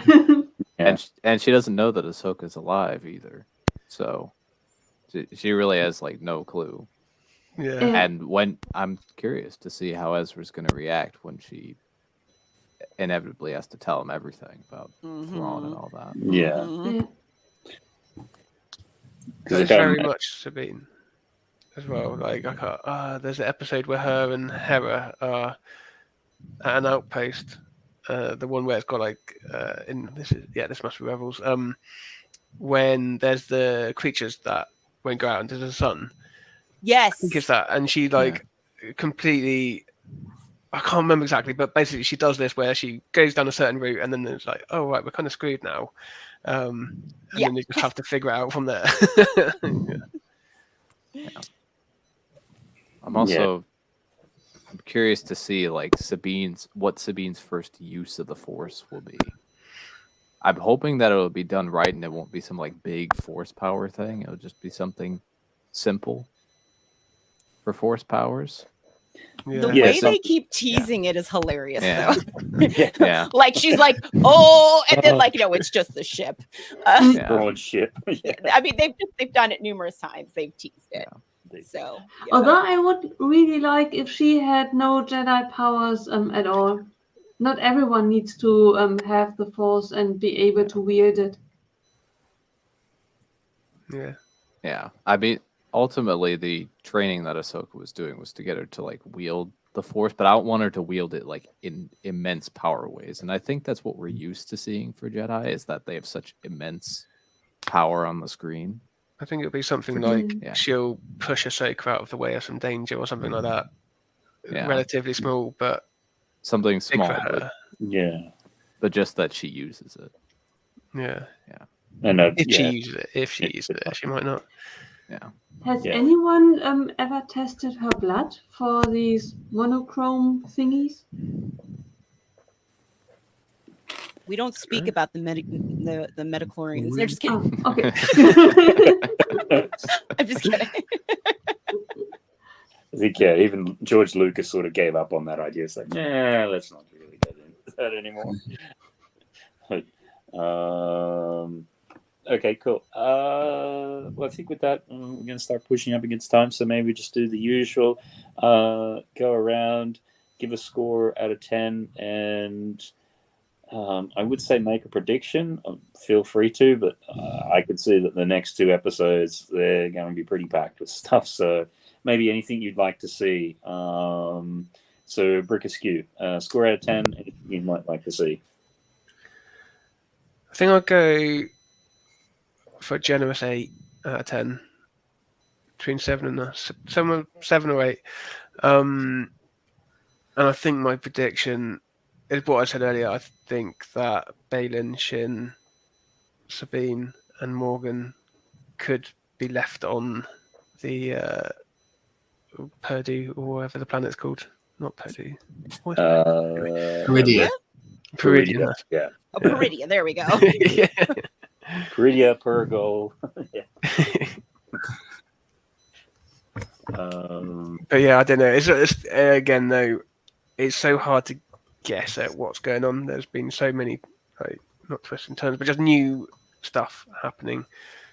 I think, like Amber said, I am a bit concerned about all of these threads that they're opening up. It'll be getting into a bit of a lost TV show situation where they ask all these questions and then don't answer them. Yeah. I think Brickapix has sort of thrown together just a nice little shopping list. I'm so sorry. I read that and I just could not. I just laughed. I finally read the last one. I read the first 3. So it'd be so funny if that did happen, because I mean, Carrie, she did pick the Anakin Force Ghost, which I think everyone sort of went, yeah, that would be cool. And then bang, next episode. So that will be funny if that comes up. Lady McBrick, score out of 10, and either prediction or something you'd like to see in the next couple episodes. I would give it an 8. Yeah. And I would have been happier with the episode if we wouldn't watch it in installments, because then I would have just moved over to the next one and there wouldn't be the waiting phase. That I think let me score it a bit lower than it actually deserves. As for what I hope is happening, I hope that next episode Ahsoka is going to join, and then there will be it will be revealed what Balin is looking for, what he's driving, and yeah. Okay, all right then. Yeah. Amber Liar, what you gave it out of 10, and predictions like to see in the next episode. Just want to note, Brickapix is on a roll. Sorry, the new merch, Stormtroopers. I love it. She's on a roll. she's doing great there. Yeah. So predictions, none. I'm not doing any predictions. I've stopped watching any analyzing videos. I think I said before, especially early on, how sometimes Star Wars fans can ruin Star Wars for themselves. And so I am, from that one episode, I am just ready for Dave Filoni can take me on this ride. I'm just going to go wherever things happen to go, see how it works out. So no predictions, nothing. Yeah. And in regards to like a rating, I'm going to give this one I'm going to give it a 6 out of 10, honestly. Just because, I mean, I know it's a necessary episode. I know we're getting people where we need to go, and there are pieces and things that I like here and there, but I needed more. Like, you can't, no, it should have been like one of those where like they do 2 episodes where you do this one and another one. Like, it was not enough. And that's just me being selfish. So yeah, no, I can understand that. And pick up on that in a sec. TJ, score out of 10, what you'd like to see, predictions. I would have to probably give it, honestly, I'd give it a 9 out of 10. I liked it. I liked it for different reasons than I liked the previous episodes. But I thought it was a good episode, and I think reflectively, overall, it'll be fine once we've seen the full series. As far as predictions go, I think we'll see what Balin's truly after in the next episode. What that is, I have no idea. I'm ready to just see what it is, and I have no predictions in that regard. I want to know what it is. What does he want? Yeah. Okay. No, that's fair enough, and I think we all want to get to that too. So, One Brick Stud, just quickly score out of 10 predictions. What you'd like to see? Predictions, I would say 9, maybe 9.5 out of 10. I like those episodes where there's a lot of stuff that needs to be answered. I don't like things being dumbed down. I like things thrown at the audience, and it keeps your mind circulating on what's going to happen. I'm going to see the next 2 episodes. I know they're all like part 1, part 2, part 3, but I'm going to see these next 2 episodes as like one big episode into 2 parts. A bit like The Mandalorian season 3, how that felt for me. It felt like it was just like the last 2 episodes were 2 parts, one big episode. What am I going to see? I hope I want to see Balin's intentions. What is he striving for? What is he after? I don't think it's going to end well for him. I think his character is going to die at some point. I think Thrawn will kill him. We're going to see some Night Sisters. I'm really unsure as to what's going to happen. I think Thrawn's going to survive this series. I think Morgan's going to die as well. I think Morgan's gone. And I'm just throwing it out there. I could be catastrophically wrong, but I think, because I've only got limited knowledge about the Night Sisters. I'm learning more about them. I wouldn't be surprised if when Balin, dies, because I think he will, I think Shin will show a whiter light. And I wouldn't be surprised if like Ahsoka, Sabine, and Shin make a trio and become like Night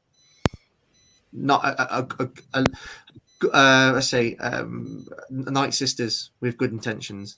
I wouldn't be surprised they work in a 3. Okay. That's just me just sort of thinking deeply about that's just my thoughts. Yeah. That's fair enough. And I think we sort of picking up on that too. You got Brickheadz worried we won't see a conclusion to Balin. I think we're all sort of a bit concerned about that. So hopefully that sort of gets triggered off well. My thoughts possibly is a bit of a prediction with that. Maybe he, somehow manages to set Shin off in the direction that she was meant to go, because they're sort of making he's making a bit of a thing. You've trained for something different than being just a Jedi. So hopefully, that gets to be revealed, and maybe that then sets her off on the direction she needs to go. For me, but he can't die. I hope that everyone involved sees how amazing he is, and if he would be killed off within the first season, that either would have been very, very sad, or someone has foreseen his death. I think it's possible. I mean, for me, it's like Obi-Wan Kenobi in the original trilogy. He died. He died in the first film. Big notable character. And the guy who played the original Obi-Wan Kenobi is by far the greatest actor in Star Wars, Alec Guinness. Obviously, I'm a big fan of Alec Guinness in other films. Yeah. He was an amazing actor. He was in his own league compared to everybody else in Star Wars, and he died. I wouldn't be surprised if Balin dies as well. I think, but could be wrong. Let's get yeah. So score out of 10. This was a hard one. I'll probably do something like a 7.5. I think it's one of those things where it's a necessary point to set up the rest of the story. Did I particularly enjoy it as much as the previous episodes? That's always going to be a bit of a hard benchmark when you got Anakin and Clone Wars, and we're all sort of drooling all over that stuff. You know, it was good to finally see Thrawn. There's aspects of some of it I'm just not sold on. So, yeah, I think as sort of been suggested, once we get through and can see the series finished out, we might come back and have a different sort of appreciation for this episode. And I think with that, the one thing I just did want to show, because I did find it, and this might ruin it for people, but where is it? That was the very first thing. You cannot tell me those things don't look like that. So, anyhow, a bit of an aside with that. Okay, I think with that, we might sort of start wrapping up, heading up against the 3-hour mark. Unless there's any sort of final thoughts on Ahsoka or anything we're sort of seeing. So one thing I did just want to clarify. While I did say a 6, I want to make sure it's clear it's an Ahsoka show 6, meaning that like it's like a Mandalorian season 3-9. So or Book of Boba Fett 13. Yeah, so I just want to put it out there. Like I'm comparing them against each other and like where I would rate them. But yeah, just so it's clear, like this show I love this show, and it's way beyond like most of the Star Wars I've seen so far. So. Yeah, no, TV series wise, the same. So, so like 7.5 relative to what we've seen. But if you were looking at a Book of Boba Fett or something like that, you'd be much sort of high score sort of thing. So, cool. All right, then we might just sort of quickly whip around. Sort of any plugs, things coming up on social media and everything like that. So, Brick Askew, if you want to start us off. I haven't got anything planned for social media, but I am starting to figure out what I'm going to do in my Lego room. So maybe I'll start documenting that, but I don't know. And yeah, I'll leave it at that for the moment. Okay, cool. It's interesting watching Sai rejigging his sort of Lego room and sort of, he was so shy. And he had a couple of top-down shots and things like that. So you might be able to do something like that. Yeah, I got a bit of software yesterday, so I've been like measuring it all out and figuring out where I can put stuff. It's hard. I've got 2 desks. I've made a rod for my own back by having 2 desks.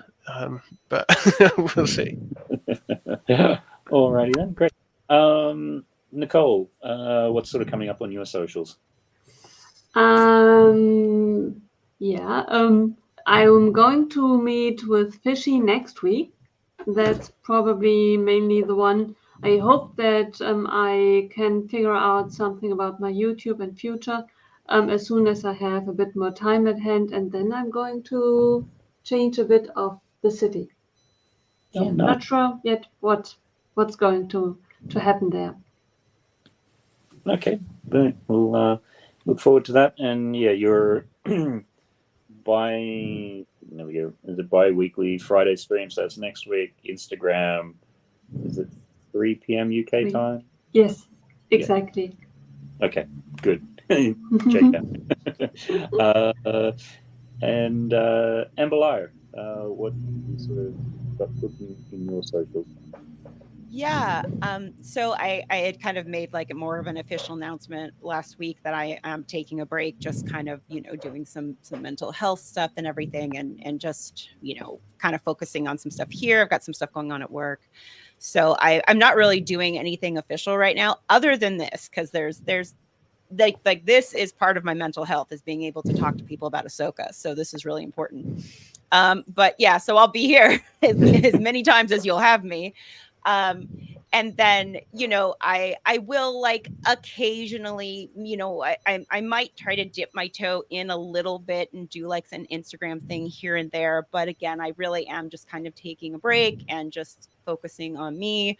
You might also see a little bit of Disney Lorcana content from me because my husband and I are playing that and we're having fun. So you might get some mixture of stuff. And I am still building Lego. It's just not on stream. So there you have it. Great. No, excellent. Yeah, we'll certainly obviously look after whatever you need to get done, and we love having you on this Ahsoka recap. And I normally don't do this, but what is that chopper in the background there? Yeah, so that's not Lego. That is because I saw that Brickheadz was asking. That is a robot chopper from Galaxy's Edge at Disneyland. Oh no! Yeah, he has a remote and stuff and makes noises and he goes around and Is that does all that fun stuff. Build your own ones, or is that just like actual? Well, so they have packaged ones that you can get, and Chopper is one of those that they and I believe I think they just introduced Chopper on shopdisney.com too. So. Okay, I think that question just meant my wallet got lighter. It's brilliant, excellent. Thanks for that. I think TJ, what have you sort of got coming up on your socials? So tomorrow I'll be on London Calling over on London Bridge Brick stream, and then for my own stuff, I'm continuing work on this guy, the Destiny's Bounty. You can see it says Destiny's Bounty on there now. Yeah. So it's coming along. That's on my Twitch channel on Monday nights at 7 p.m. Central. And then Lub as well on Bricksmith's YouTube channel at 8 p.m. Central. We skipped this past week because Bricksmith wasn't feeling well, but hopefully we'll be back next week. Okay, brilliant. That Destiny's Bounty is actually much bigger than what I thought it was. Yeah, it's bigger than I was expecting to. It's hopefully it still fits on the shelf. But yeah, it's been a fun build so far. It's been tough to wait every week to continue building it. There. Okay, brilliant, excellent. Yeah, we'll look forward to seeing some progress on that.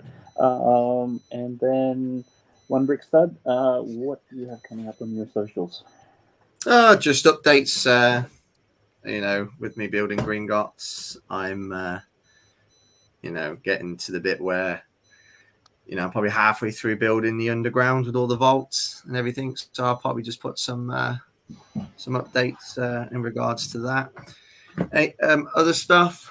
Do you know what? I'm gonna be selfish here. I'm just gonna enjoy other people's content. I'm gonna watch my London Calling. I like watching Good Morning Brick World. I don't miss that, and ACOB and the Brick Bars on Sunday. So I'm just gonna just do what I do each week and enjoy watching our beloved community. Really. Also build Gringotts. Excellent. Yeah, no, it's I think it's commented a few times. It's nice to see somebody really taking their time with Gringotts, and I'm sure other people have enjoyed building it in a day, but it's nice to see it sort of taking a little bit longer than that. Yeah. Be finished by December. And Trev will have his Hocus Pocus stop motion done before that. Yeah. Cool. Okay, coming up on my channel, Saturday should be the usual top 5 most expensive sets. I think up to year 2000 now. 2001, that was a really bizarre year. Other than that, I'm sort of just working on a bit of a castle mock. Occasionally there's some pictures going up on Instagram or wherever. Just trying to get that done for a Steam show in, I think it's a bit over 2 weeks now. So nothing like a deadline to focus the mind. And then back here next Thursday, usual sort of gang, 8:30 kickoff UK, 3:30 AST America. And we'll be doing the Ahsoka recap in the third hour as we always do. Thanks to everyone who was joining us here today. Big shout out to Shai, who was on earlier. That was great to have him on, get his sort of take. I know we did a lot on that community post that was on the Bricks and Pieces, or not Bricks and Pieces, Tips and Bricks, I think it was. Underneath the video is a link to that Instagram post, so if you want to go and check that out, you can sort of see that there. Use your sort of social media. You can check out everyone here on the panel. Their details are around the video. Share, like, subscribe, do all that good social media stuff. I'm just trying to think. And thanks to everyone in the chat who was there. We had Benji, Madlib, 200 Bricks, Bogleho, Brick Picks. TJ was there for a bit. Simon, Minifig Who, Tech Productions, Ruler, and there's probably a few others I've missed out there. Shout out to Trev. Hope that you're going well, and we'll catch up with you real soon. And I think that's everything, unless there's anybody else wanted to quickly make any last minute sort of comments. No, I'd say a big shout out to those who are looking after themselves and putting themselves first. You know, we've had this week, obviously, Amberlai, obviously, you know, you're looking after your mental health and so on. Obviously, that's vitally important. And also, you know, this week we've had somebody who's obviously going through a brave battle. You know, whether you've come across it, somebody who's going through the process of being, I think, transitioning at the moment. I think that's just too good. And I think just want to shout out, you know, to, you know, how brave Sarah is in all this. So just big shout out to those that's in the community and just making sure they're looking after themselves. Okay. Yeah, I agree. Yeah. Shout out to Sarah for sure. Yeah. Yep. Hope that things go well there. And yeah, to everyone else who's going through some things, make sure you take some time for yourself and do what you need to do. And because a lot of times, if you're not looking after yourself, sometimes you're, you know, not necessarily that useful to others. So, you know, you can take that time to be somewhat seemingly selfish, but it's probably going to be the best for yourself and everybody else in the long run. So, yeah. Other than that, I think we're all good. I'm glad that this hasn't glitched too bad tonight. So it's been such a joy to actually not having to delay these thoughts by about 5 seconds every time. So as always, thanks to everyone who's here, and we'll see you all again very soon. Bye. Cheers. Bye-bye. Bye.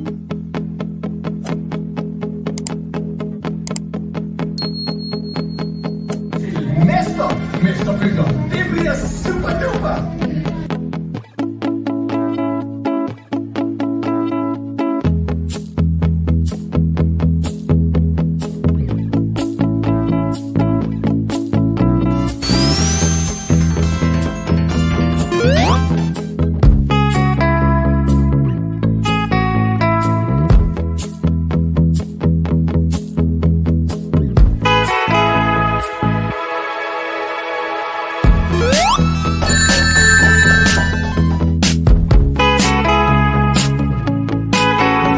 See ya.